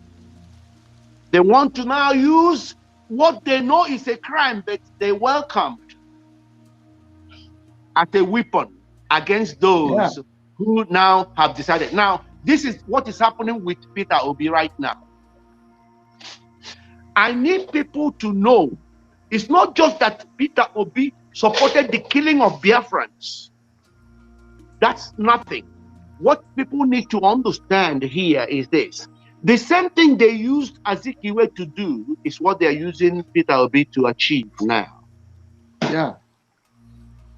And let me tell you, the worst thing for Biafrans will be for Obi to get there, because Obi will slaughter you all, and in fact will win a trophy for it. Very well. Obi cannot touch Boko Haram, cannot touch any of... People don't even understand what is coming. The killing of Biafrans is a trophy for these people, unless they go contrary. Now, let me tell you, there are things they are holding against Obi right now, the same way they were holding Azikiwe, because Azikiwe, they were going to charge him for money he borrowed, he took from ACB. Yes. When people hear, they say, oh, well, it was, Azikiwe was a kind man. He didn't want trouble. That's why he gave Prime Minister to... It's all a lie. He had to be used in that way because they reminded him that if he does not toe the lines, then he'll be in jail. Yeah, exactly. The same way, Obi, they are holding Obi because Obi took Anambra money out of the country into an offshore account. They have his number. They have the records. And the worst thing that will happen to Biafra is if Obi gets there, because they will use him to mop up Biafra like no one has ever done. Correct. And to the eye of the world, well, he's a fellow Igbo. He's not he's a fellow Biafran. He's not doing anything wrong. And they would use that they will keep using it to get Obi to achieve whatever they want to achieve. Any day Obi tries to deviate, they will remind him of the killing of Biafrans. Any day Obi tries to deviate, they'll say, oh, look, don't forget that we know about your transactions. So this is exactly what they are doing now with Wike. Exactly. People need to make the connections. That's why I say, never take anything anybody says on a face level. Look, the scripture warns us severely when it says the heart of man is wicked and deceitful. Okay? That is a warning from the scripture. What that means is that you can never take anything the world or anybody says to you without critically analyzing it. It's not just analyzing it. You must critically analyze it so that you can see all the corners. You can see everything at play. That is why God created each man and made all of us free and independent thinkers. You have to think for yourself. Don't go with what BBC, what this person, but they said it. Oh, who is they? Take the information, analyze it, critically go back and analyze it, So you can find what is all there. I'm warning Biafrans to wake up right here because the devil is at work. The devil wants to do whatever it takes to stop this light that is coming to the world from Biafra, from coming. That is just the warning. And I thank you. Yeah. My Ambrose Kelechi. Yes, you know, what they're doing to Wike now is the same thing they did to Alamesi. Do you believe me? It will be difficult for someone to believe that the money they caught Alamesi with was not his money. But they see that Alamesi was always standing for his people. So the best thing to do to get the root of Niger Delta is to remove him. That's why they plotted the money. Now, let me ask you, Alamesi is the owner of All States Trust Bank. Why will he move with such cash? Do you understand? Very well. So the same, he is the owner of All State Trust Bank that graduated to Shenik Bank. So the owner of the bank, what will you go on with cash? Well, he can give it to his bankers. They wire it off record. Yeah. You understand? So when they know that they hit you. That's why when people are celebrating, people that are supposed to know better. They first set you up and then hit you. Yeah. That they did it to, even Obasanjo did it to Atiku. Still, the Ngozo Konjiwala revealed it, told IBB. IBB told Atiku. That's why when Atiku enters his plane, he said, let's make a stopover in Egypt. He placed the money in the house of Mubarak because the money was placed inside his plane. At the end of the day, they fled to US. You had Atiku's house ransacked in US by FBI. You know what they were looking for? The money that was used to set him up.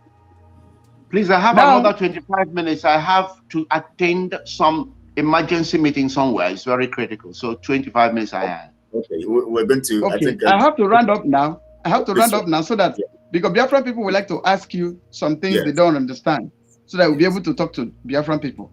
Yes. So like I was saying, in order to punish Ngozo Konjiwala for what he revealed, they remove him from Minister of Finance, send her to Minister of Foreign Affairs. She got there and resigned. These are kind of things they do. Our lawyer who claimed that he's working for IPOB, that is working for Biafra, are celebrating done and dusted. Was it for us? Was it for our glory? It was to score political points against Wike, not because the dead want to get justice, not because the Bruce Wayne are working for Biafran people. He is loyal to his master, his friend, his client, Atiku. So I so submit. Thank you. So you can open the line. Thank you so much, Biafrans. You've heard those great analysis. You know, that these are things that, we don't have much time. We're still going to schedule, and that time you're going to hear more. Just don't worry. We see some of you saying, please, we want this to come again. We want this to continue and all of that. But we know that we have a call coming in. Please, you can call that number on WhatsApp, and then we'll be able to place you through. And then you can ask your questions or make a contribution. Okay, let me put this call. Hello, please. Hello, who's on the line? My name is Ken. Okay, can you hear me? Please, can my panel hear him? Can you hear him, please? Can you put it on speaker? Okay, yeah, it's put on it on speaker speaker. now. It's on speaker. My name is Ken. Okay. Ken, okay. Ken, okay, you will call him. Yes, go on, please. Yeah, I greet you. I think maybe you have had my name before, and the moderator also greet you. I greet our brother, father, and our uncle that is with us today. It will be good if he can call back because we are not hearing him. Okay, please. I think the volume here. Okay, let me see if I can put it to the speaker of the laptop so that I can. Please, say what you're saying again, please. Ken, go on, please. Yeah. Can you hear me now? Better. I can hear you. Yes, it's better now. Go on. Okay, thank you very much. when I greet Mazi Gaddafi, maybe he had heard me before or saw me somewhere before. Okay, Mazi Gaddafi. To the moderator, and I'm also greeting our brother, father, and uncle that is with us today. I haven't heard from him before. This is my first time listening to him. It's my pleasure. So I don't have much to say about it. Most times I always say to Biafrans that I come to me that we really have to install ourselves first. Installing ourselves first is to know who we are. Just to point our brother hidden on the stage. So what I just want to put we really have so much. You know that we know who Biafrans are. There is just a mixture of where I can't hear clearly. Yeah, I think there's echo there. Yeah, so I think something is talking on the background. So does he have a radio on or something? I think Mazi Gaddafi, since you put on another device to hear that. Ken, please just hold on, please, before you ask him, so that we can have because the panel is not really hearing you very well. So please try to raise your voice this time so that they can hear you very well. Turn off any gadgets around. Turn them off. Yes. So please go on now, Ken. Please go on. So can they hear me now? Yes, can hear you. Mazi Gaddafi, can you hear? Let him go on. Okay. Prince, I can hear him from there. Let him go on. Yeah. Okay, go on, please. Go on, Ken. Okay, thank you very much. I greet you all again, Mazi Gaddafi, and our brother, the moderator, and our big uncle, father, and the brother, who is my first time listening to him. Okay, go on. Just go on. Let's see. So, because I saw him waving, maybe they are not still hearing me, I don't know. Yeah, I think it seems that Gaddafi is not really hearing, but I think go ahead. Yes, just go on. I think they can hear you little, so go on. Yeah, everything our brother just said, our big brother and uncle just said, is very great. There are things, that's why I said I don't have a question, because I have installed myself already. I tried to make a difference in my life since 2019, before the COVID-19 started. So, what I'm trying to say is we need this very brother, uncle, and father in our midst. Because the things I know, which other people don't know, are the things he's just revealing to us today. So, there are a lot of things happening. The globalists, which are the entire world, they know who you are as a Biafran. They know who you are. This is why anywhere you go in the part of the world, every part of the world, your case is always different.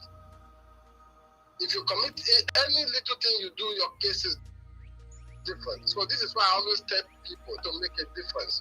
We try to restore ourselves first before restoring Biafra. If we don't do it, it will be a very great problem for us when Biafra comes.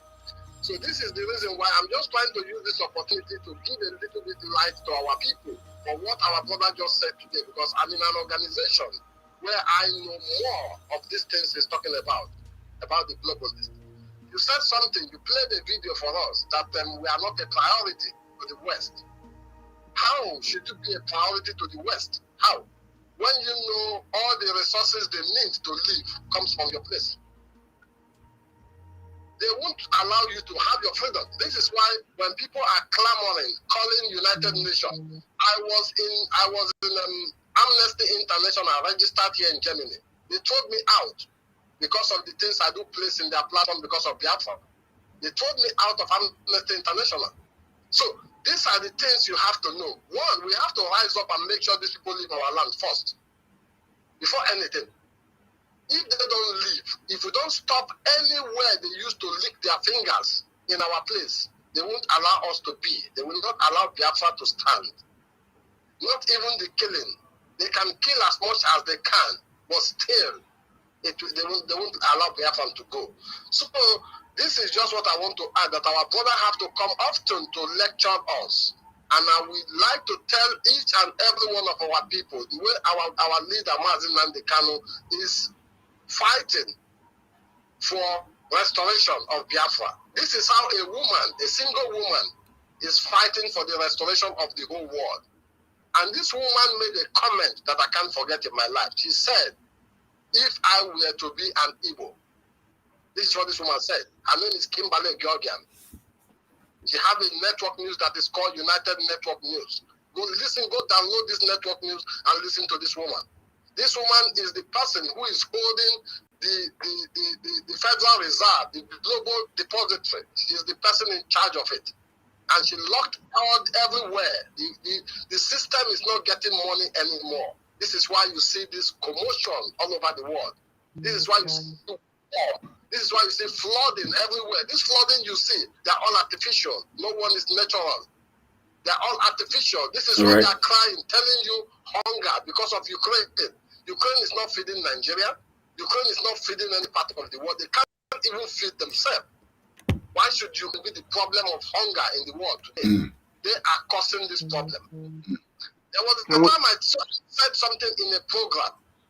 There was a time I said something in a program that the Queen died months ago before they review her death. Somebody start arguing with me. I tell them, don't argue what you don't know.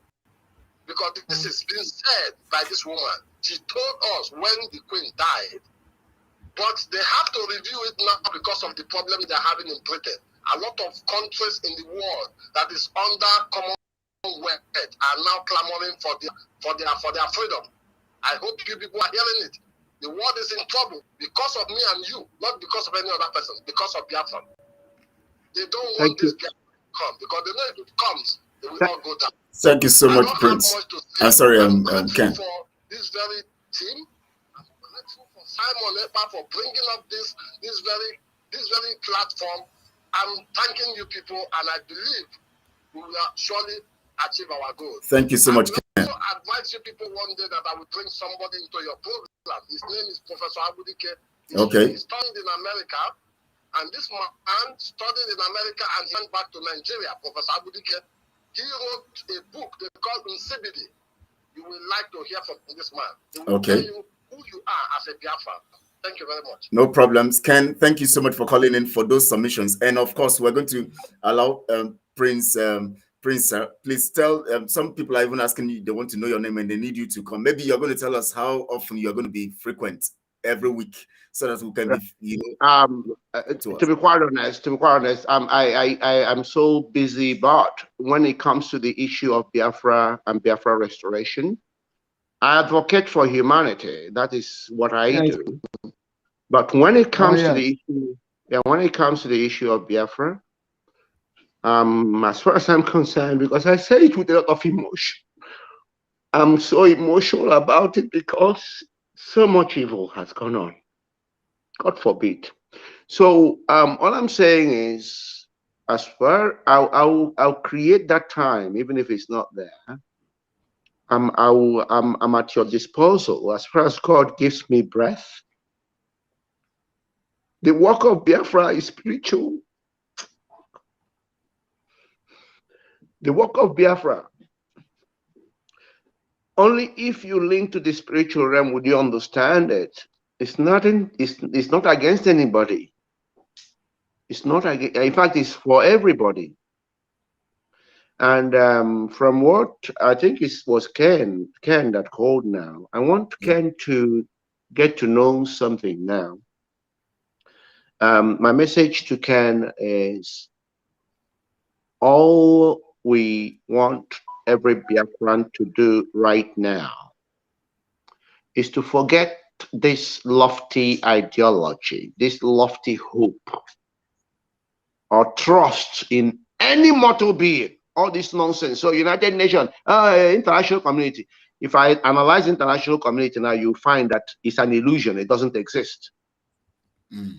Because nobody can be international community without being local to another international community or other international. So once you go there in terms of critical analysis, you know that that word is just there to deceive you. It means nothing. It has no meaning.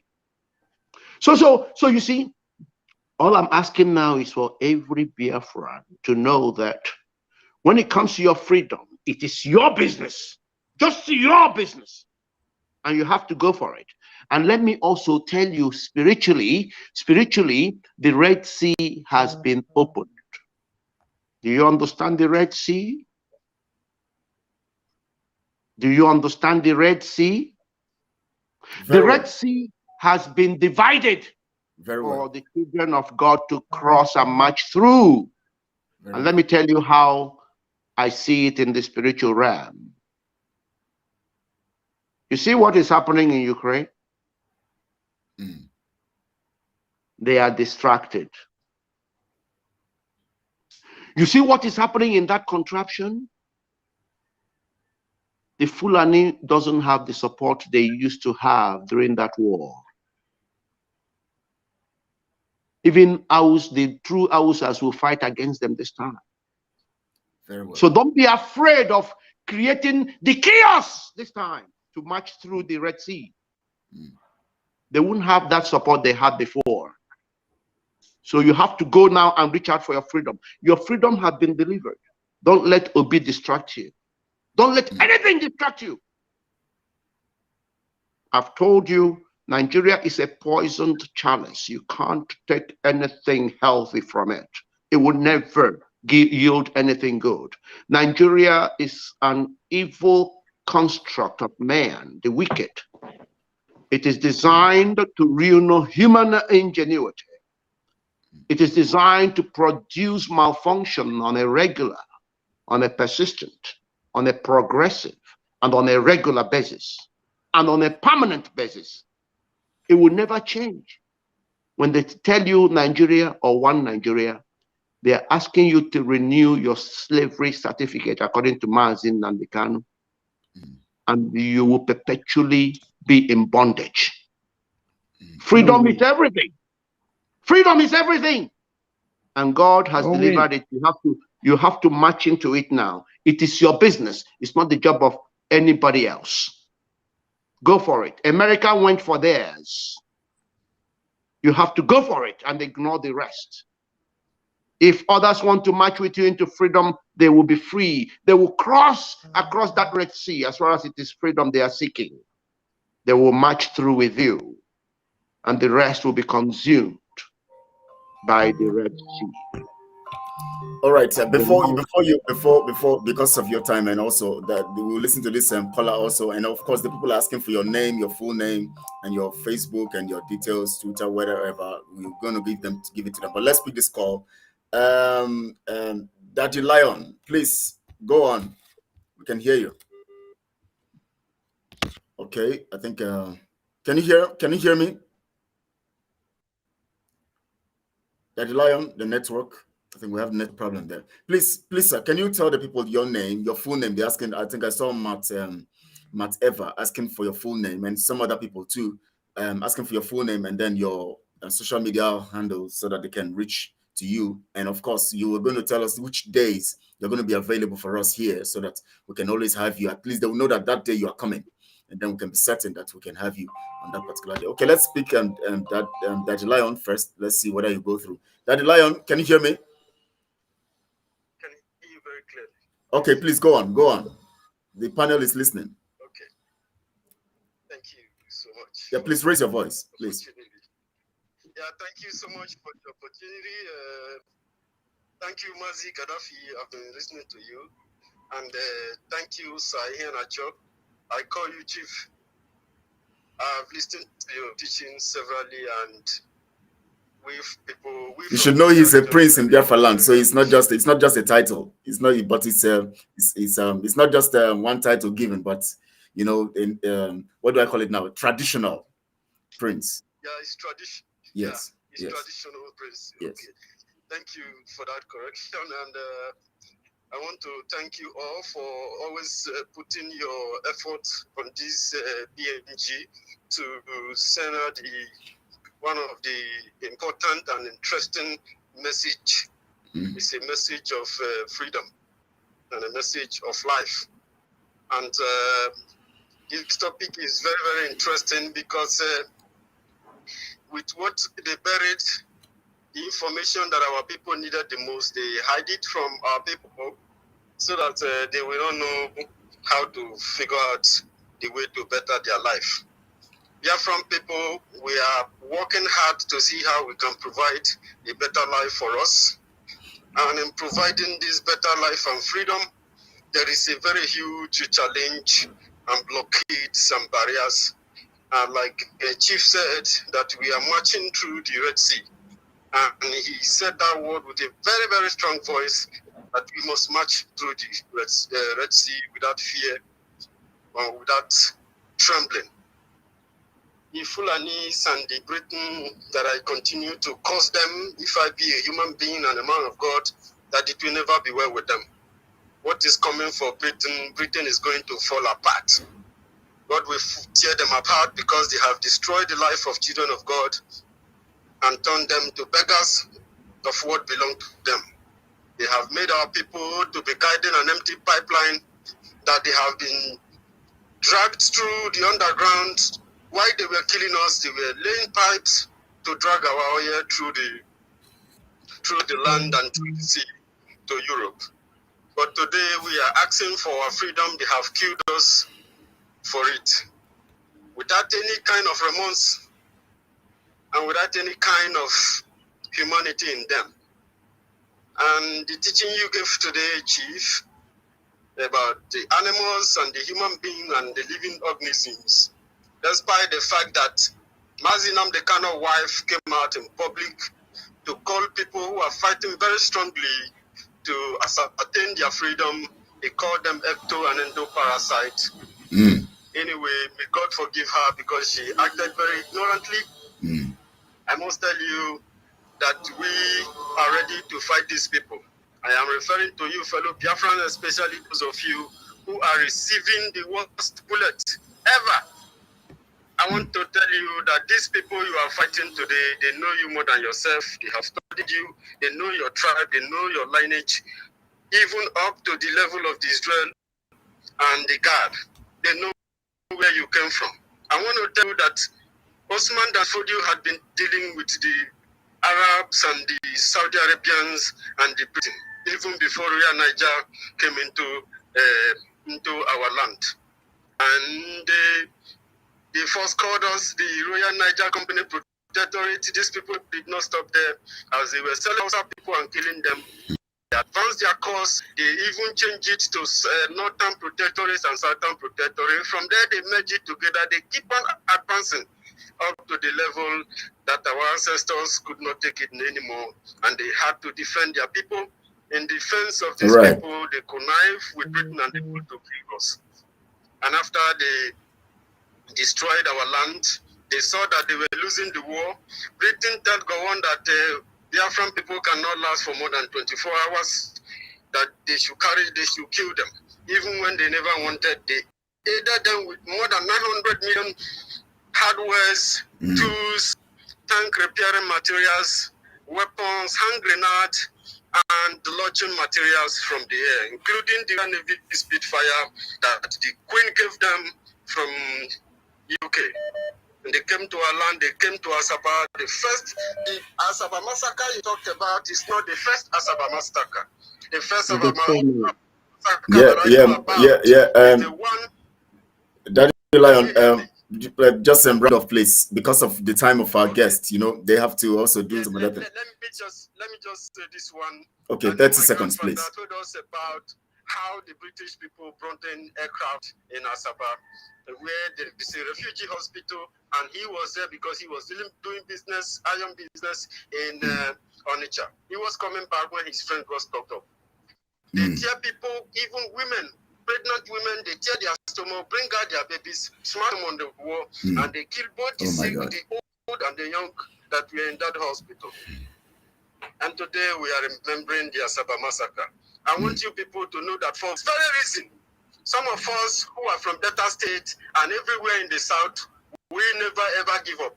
No matter how the wrong teaching and the deceit that these people, the seed of discord that these people have sowed in the coastal region, we will work very hard to make sure that we elevate our life, we separate ourselves from this poison, the evil that is in Nigeria. By 2023, there is going to be a chaos. And the U.S. Secretary of State have made clear that Nigeria must have a fair and a fair election. but not in Biafra land. Yes, Daddy Lion. Message to him. I'd like to stop here. Okay, please. Thank you so much for calling in. Let's just hear from. Okay. Mr. Ambrose. Yes. I want to say something with a low voice. Our leader promised Zoo that he will open gate of hell. And we have come to open that gate of hell, 2023. We will definitely open the gate of hell. Okay. David Igila said there is a puppy that was behind our leader, and those puppy has start growing the claws of a lion. Yes. We have come. We have a lot of, you know, because of Prince. I've only 2 minutes. Yes, he has them. So please, let's listen to Jah Bless just for 1 minute. Jah Bless, please just speak for 1 minute to the panel. Just 1 minute. I'll be very, very snappy. There is something I forgot before the kick in. Okay. I'm just trying to beg you people, because in the autopilot, I'm not so active for some reason, but I think I will be back very soon with you people. Okay. So what I just want to say is that for this restoration we are pursuing, for it to be easy for us, as our brother is here, we have a great prince that is with us, and we have great people that are with us. Please, we should just start this thing. I want to say now, if we have any problem or we have anything that is a challenges in Biafra land, we will take it up to our shoulder. If our roads are broken, let's find a way to fix it. If our hospitals are not working, let's find a way to fix it. If our people are hungry, let's find a way to farm and make sure they get food. Because this famine that is coming, they are preparing it for the next war that is coming in Biafra land. So these are things I learned from the organization where I am, that we are fighting for restoration. All right. We have to make a plan on how to survive. All right. Build our roads, hospitals, prepare our food. Make sure all right. we don't depend on anybody. All Thank right. you very much. Thank you so much. Thank you so much, Ken. Thank you so much. Please, sir, go on. Just so you can quickly.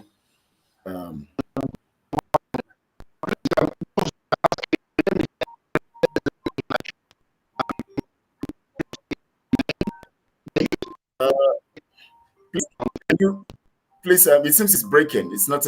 Please, can you go out and come in again so that they can hear you clearly? Can go ahead and call.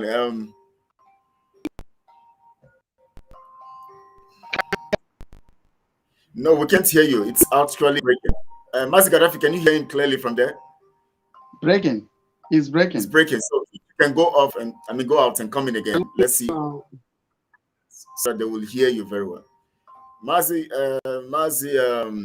Oganiru. 30 seconds so that the people can hear you. 30 seconds so that when he comes in, he can round off. I think the network is your network is bad, or whether it's my network or your network. Anyways, Mazi Gaddafi. Yeah. Let's just have him to finish up so that he can. Do you know? Please. We'll talk about massacre. Okay. Yeah, please. I'm leaving now. Go ahead. Go ahead. Okay.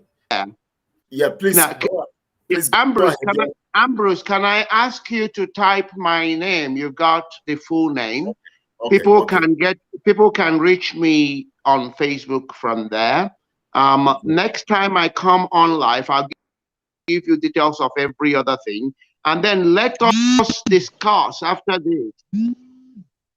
Let us discuss after that. We are going to choose coming on regularly, but we must put into consideration the days that Simon Eba is our spokesperson is on, so we avoid not clashing with him, because it's important that people continue to listen to him. He's our spokesperson. Okay. So he's already taken care of in the media. Oh, good. Yes, it's taken care of. Yeah. Okay. So I'm happy to give an hour in the morning, like it's 1 a.m. you said, which will be at 8 o'clock where I am. So I'm happy to give an hour any day of your choice, okay, before I leave for other things, okay? Okay. Now, can we have it today, every Thursday and every Monday? Is it possible for you? Okay, let's work with that. Mondays and Thursdays. Yes. Mondays and Thursdays. Okay, let's try that and see how it goes. Yes, why not? Okay, thank you very much. I've got to go, and thank you all very much. Gaddafi, it's nice to have met you. Thank you so much, Ambrose, for creating this opportunity, and to Biafrans and the rest of humanity, I wish you all God's blessing upon this transient life we all here to cohabit. I thank you. And good. We look forward. Please, next Monday, we're going to be having him. So please prepare yourself. 1 p.m. Biafra time on Monday. He's going to be here to talk with us and then, reorientate us, because this orientation is very, very important and key. Thank you so much, sir. So, Mazi Gaddafi, take it up from there so that we can round off then. Maybe if there's any other call.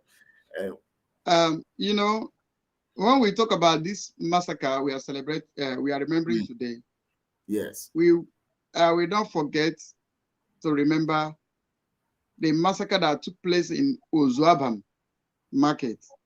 I am from Old Bend, so okay. I will never forget the day that the British threw bomb in our market, in Ozu market. It was a blow on our face, and we have come to revenge. We will revenge for their death. It's a promise. This was a genocide. Throwing bomb in the marketplace is unheard of. It's against the rule of engagement. But Nigerian state did that, and nobody's held responsible. Our brothers in Odi were killed, massacred. Nobody was held responsible. Our people in Iguacha were killed. Nobody was held responsible. Like Prince said, that the death of a Biafran is a trophy. It's a trophy to British. We can't keep dying like this. We can't keep on dying. We can't keep on dying like this. Yes. We have been pushed to wall, and we have to react. You understand? Today we are remembering Asaba massacre. Not just in Asaba. Mkpo sector. Things happen. Things happen in Ozuabam market. That was a market day. As I heard, the bomber came very low and threw bomb inside the market. That was the day was dark. But look at what Trade Center that Osama bin Laden hit. America find Osama bin Laden to Pakistan to make sure they killed him. Because what? He just hit World Trade Center. And they even dismissed the Taliban. Yeah. You understand? But Fulanis are killing us. What about that our sister that were killed in Oba? Her body was butchered like an animal. In fact, nobody will butcher an animal and throw the parts different location in the bush. After raping her, she was killed. How many will I count? How long will this continue? How long? How can somebody see this impunity and still go out there to shout obedience? Are you obedient to what? Obedient unto death? Because that is obedient unto death. And we are telling you, not in our land. You see, all this useless political solution does not exist in Biafra land, and it can never exist. Yes. Thank you so much. There is nothing like political solution. Nnamdi Kanu did nothing. He commits no crime. Release him, and let him go. How many Boko Haram commanders that are in detention? How many Fulani herdsmen are in detention? All the evil they are perpetrating, they will arrest them, flash them on the television, and they still free them. Just to complete, to Major Hero Kundia, if it's our leader, our spokesperson. What is this guy? The kidnapper is still serving in jail time. They even want to execute him because he's an Igbo man. I don't support his attitude. But what they did to Igbo man, the same thing should be done to Hausa man or to a Yoruba man. And I want to use this opportunity to tell our people in Lagos to start reasoning. because what is before them, they will not cry enough. They will look for tears, tears will not come. The plans that the enemy have against the Igbos in Lagos. I beg, begin to think about how to relocate your investment. Biafra or no Biafra, they will suffer you and suffer you. Remember the call between Kunle and Shetima. They will put it, they will implement it because that's what Tinubu promised them. Let me tell you, Nigeria is not for a Biafran. A Biafran man doesn't have a nation of his. That's why you see us all over the world, scattered all over the world, because we don't have a country of ours. We don't have a country of our own. Just imagine the day Biafra will be restored, how homecoming will look like. I don't care the ups and downs that are on the road, but what gives me joy is what I see. We all gathered in a very big stadium, singing national anthem, Biafra national anthem, celebrating our freedom. That is where I look onto, and that's what I see. Yes. Yes. The most important day for us. Death is not even a threat to us because we all are already dead. Yeah. So that is why you see these people playing politics in the life of our people. It gets me mad. Somebody we said he is working for Biafra. Like we are already analyzed it. You just only select the one that's against your master, file it. Then what happens to Hopu Zodema? What happens to Soludo? Okay, what happens to this P2B that killed the Biafran, threw them in the Zoo River? Who has called him to answer for that? You're singular because Mwike is quarreling with your master. Then you want to deceive us. You want us to celebrate. You are working. No, you tell that to Aboki, not us. That's it. Yeah, you should say that to Aboki, not course. the Biafran. We are smart and wise people. Who think they are smart. You understand? So that is how it is, my brother. Thank you so much. I don't know, whosoever want to call on, to call in. Maybe we'll just maybe we're going to get remember, there's something we have forgotten. Yeah, the there issue was of a write-up by TVC News. TVC, I don't know the TVC stuff that you know. Let me see if I can. I think I copied it from their website because their website had them just a brief news of it, and then they had so many adverts, so I had to copy the information. Let me see.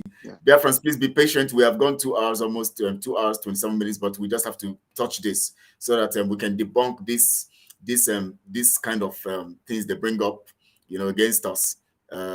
If you look here, you're going to see. Okay, I don't know how I'm going to read it so that our people can see it. I don't know if I can. Let me see if it can come alone so that we can read it out. Then after reading, then we can. Well, it's so tiny. Suspected IPOB members attack soldiers in Aba, Abia State. Suspected IPOB members allegedly attacked soldiers in Aba, Nigeria. I'm not seeing it very clear from here. I don't know how I'll be able to make it bold. Let me see if I'll be able to make it bold. Okay, I've been able to do that. Gunmen suspected to be members of the indigenous people of IPOB have reportedly attacked an army patrol van in Aba, a commercial nerve center of Biafra, of Abia State. The event happened in the early hours of Friday when the soldiers were on patrol. The attackers reportedly laid ambush for the soldiers and opened fire on them. The incident occurred at the popular Tony Mas Junction, Osisioma local government is on Enugu-Aba Port Harcourt Expressway. That's how brief the report is. So, Mas please, maybe you're going to take us on that matter.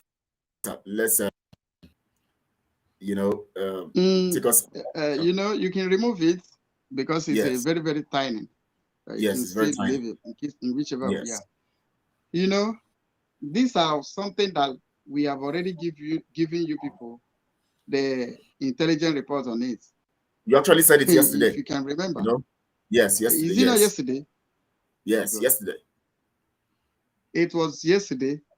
We make mention of their plans, and this is a confirmation of what we are saying, that we know their plans, and we are not joking. You understand?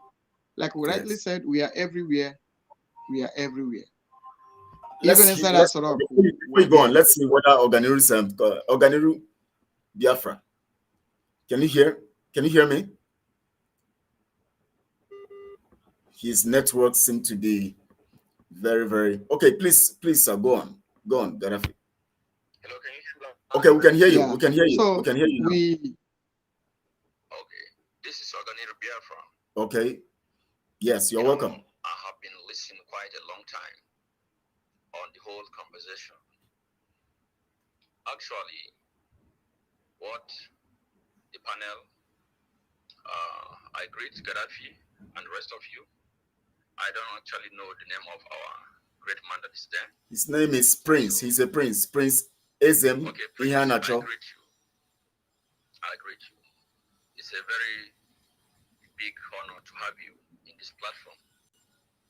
And we wish that you can also come often, just like Gaddafi also.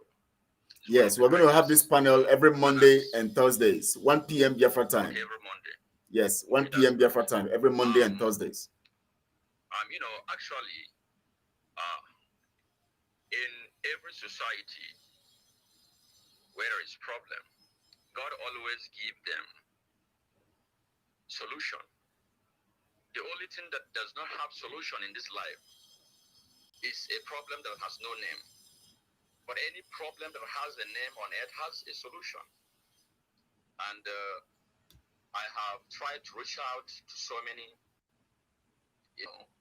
platform to provide solution to end of all these evil against our people.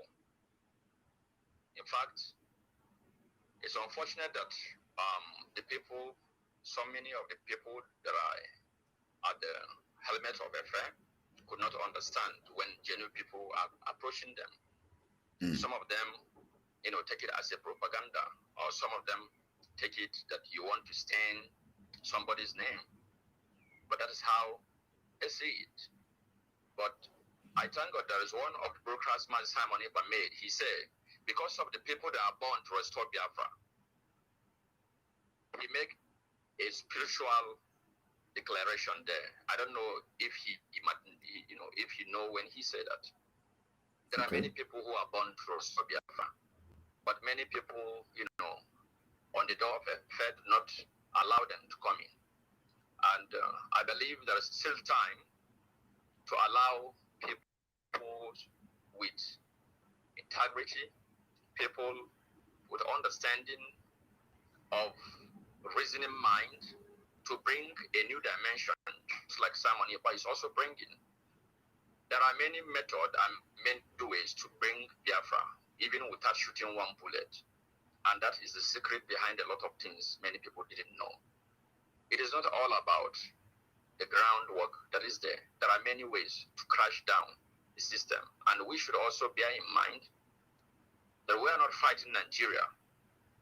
During Nigerian Biafra War, it wasn't Nigeria that we fought. We fought America, Britain, France, and so many other countries. Yeah. That today, Nigeria are taking the glory that they are the one fighting. But that is a very capital lie. If other part of the world leave us and Nigeria alone, Nigeria would not breathe within the next 24 hours. Yeah. So please try to round off in 30 minutes, in 30 seconds, so that we can, because we need to close this program. That we should allow people who have great mindset to come in to profile solution. Very well. To the Biafran problem. Thank you very much. Very, very well. Thank you so much, Oganiru. You made a vital, because we can't do it. We need technical people with technical know-how to actually do it. Please, Gaddafi, what do you think about what he said? Take it up there. Technical people.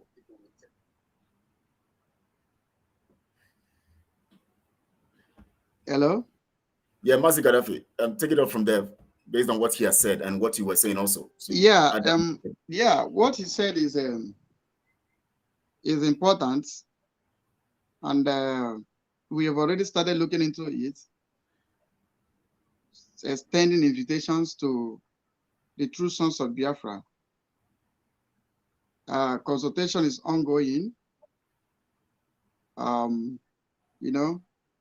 We can do it alone. I rightly said, yeah, we can do it alone. Even when God himself, the Almighty, wanted to create the earth or human being, he said, let us make man in our own image and in our own likeness.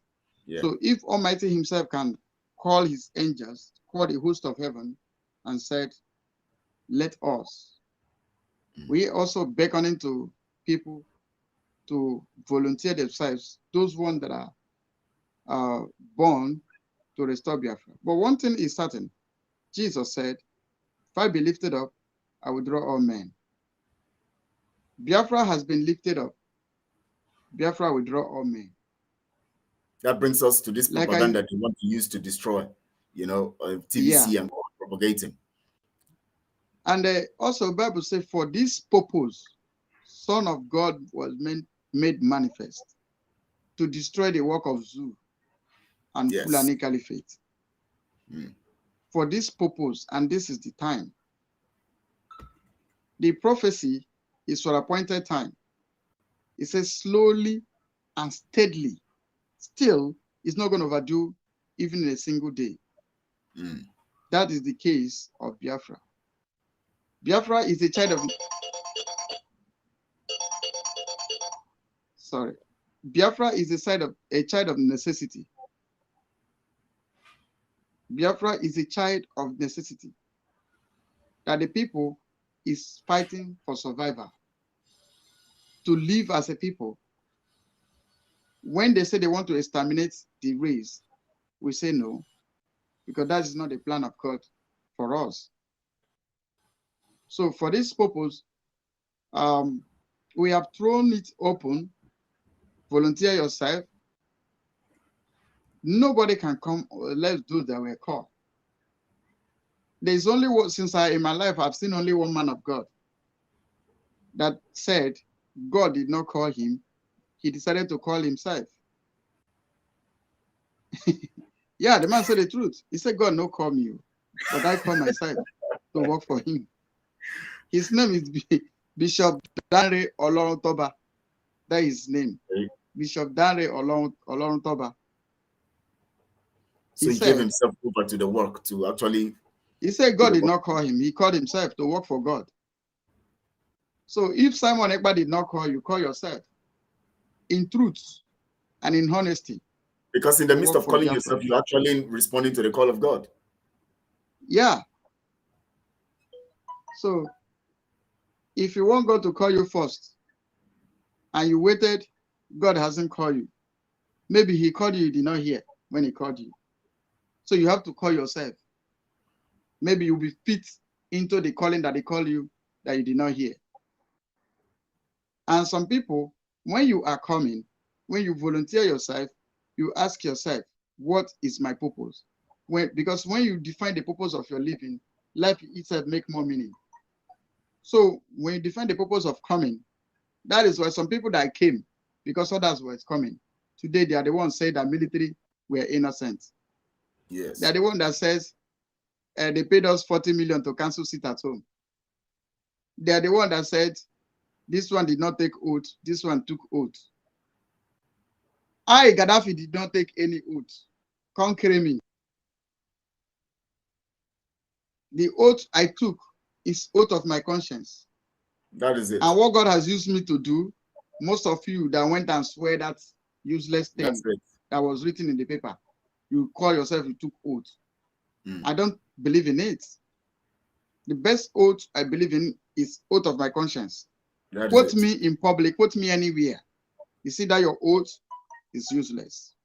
to me as a person, because the oath I took is the oath of my conscience. I have come to do the needful, to make sure I contribute my quota, to make my generation proud. That when the history of Biafra will be, when the people begin to read or study about the history of Biafra, this name Gaddafi will be mentioned. That's my joy. I am not the people that started it, though it is not my fault, because Bible said the first shall be the last. And instead of they should go and rest, they are fighting, killing their brothers. You understand? It is not my fault that God chose us to keep this dream alive. Because if we were like them, there would be nothing like Biafra today. Yes.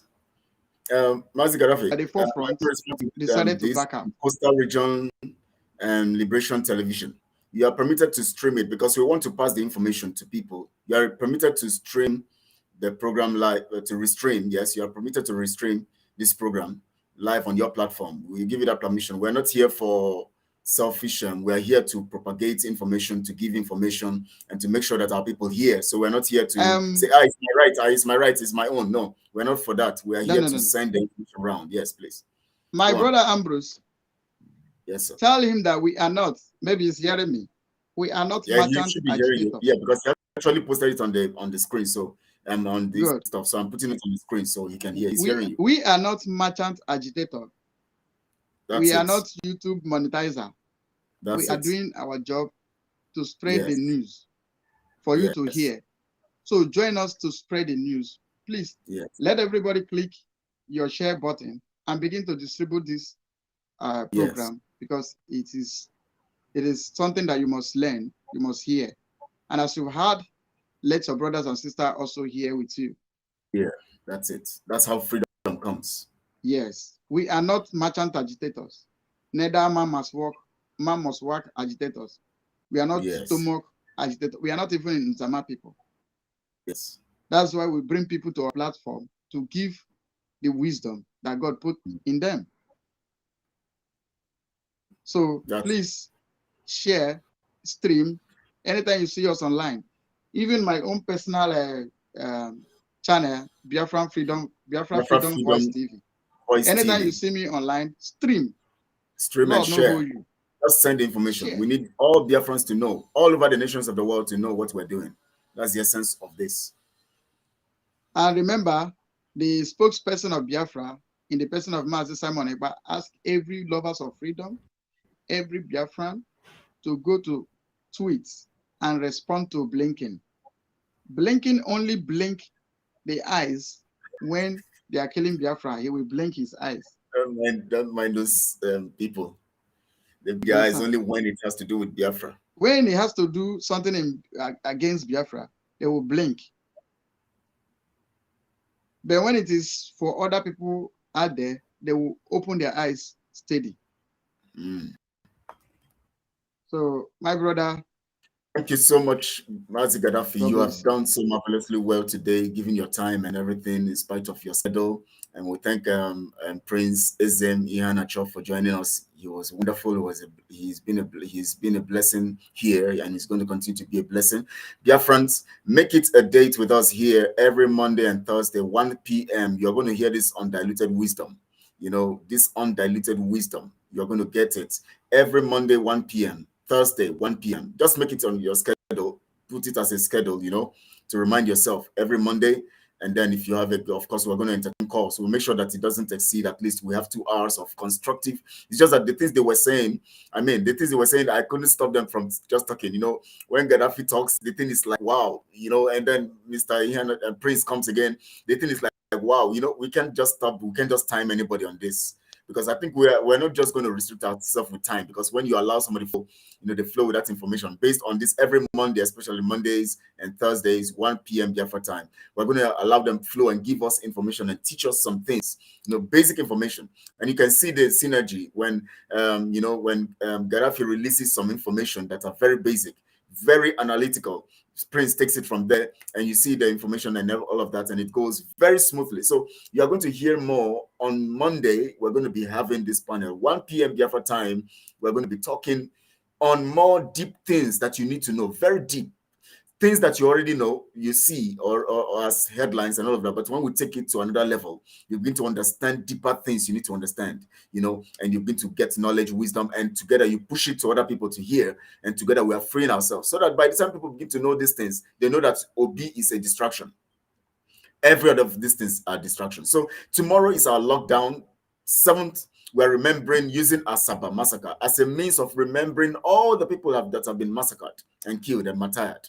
So please prepare yourself. Make sure you don't go out so that nothing happens to you, because this must be enforced to the later. Remember, instructions are very important. You listen to all our social media platforms. You go to Biafra Voice, Biafra Freedom Voice. You will get information that station belongs to Mazi Gaddafi. You're going to get information. He's always having information. And definitely he's always pouring them out to us to always have. So, so you can always get information whenever you see him online. You come up and you just and also subscribe to that channel so that you can spread the gospel, share it on all your social media platforms so that you can get information at all times that you need to, so that you can be part of this and part of those who are creating and bringing this liberation by your own input. Your job is just to circulate it and, of course, support ESN and do other things that you need to do. Thank you so much for joining. We've taken so much time. This is 2 hours, 45 minutes, but we know you enjoyed every moment in this program. We know you enjoyed every moment of it, and we want to appreciate you, and we appreciate you so much. Please, Mazi Gaddafi, for 1 minute, just tell Biafrans and bye-bye. Yes. Like you always tell them, the Biafran people, that in this channel, we always bring you information, intelligent reports, because we are in the military WhatsApp group from first headquarters down to Biafra land, or the military barrack. We succeeded entering into their WhatsApp group. So we dig out all the information ahead of time. We know their plan. Like as we told the people what they're about to do, and you see them doing it through TVC television, that IPOB, gunmen. You yourself, you know that you don't have a gunman, rather people that defend our place. Rather, I need to thank Ifeanyi David. I need to thank Ifeanyi David and Ebere Emebo, Ganiru Biafra, and Oba Njenje. Many of you that I may not be able to call or your name, Imo Biafra, and many of you, Oganiru Biafra, Neka Okafo, all of you. I just want to say thank you for being here with us. Please share this message and click the button to subscribe on our channels. This is a Biafra Global Network. Please always hook to this place. This is where you will hear the truth undiluted. Anytime I come on live, my platform Biafra Freedom Voice TV, you can also get their notification. Thank you, my brother Ambrose. Thank you so much. Grateful. I can't thank you enough for offering this your time, your data, everything. We do it to the glory of our Biafra. Biafra, we salute you. Above all, we salute our foot soldiers who are in the Facebook doing the needful. Yes. We can't do it without you people. We stand shoulder to shoulder with you. We also sympathize with our brothers and sisters that have lost their loved ones, that have lost their properties, that have lost their lives. Please, we will not disappoint you. The end to everything we do is Biafra. God bless you. Thank you so much, Mazi. Thank you so much. We meet you again, Biafrans, on Monday.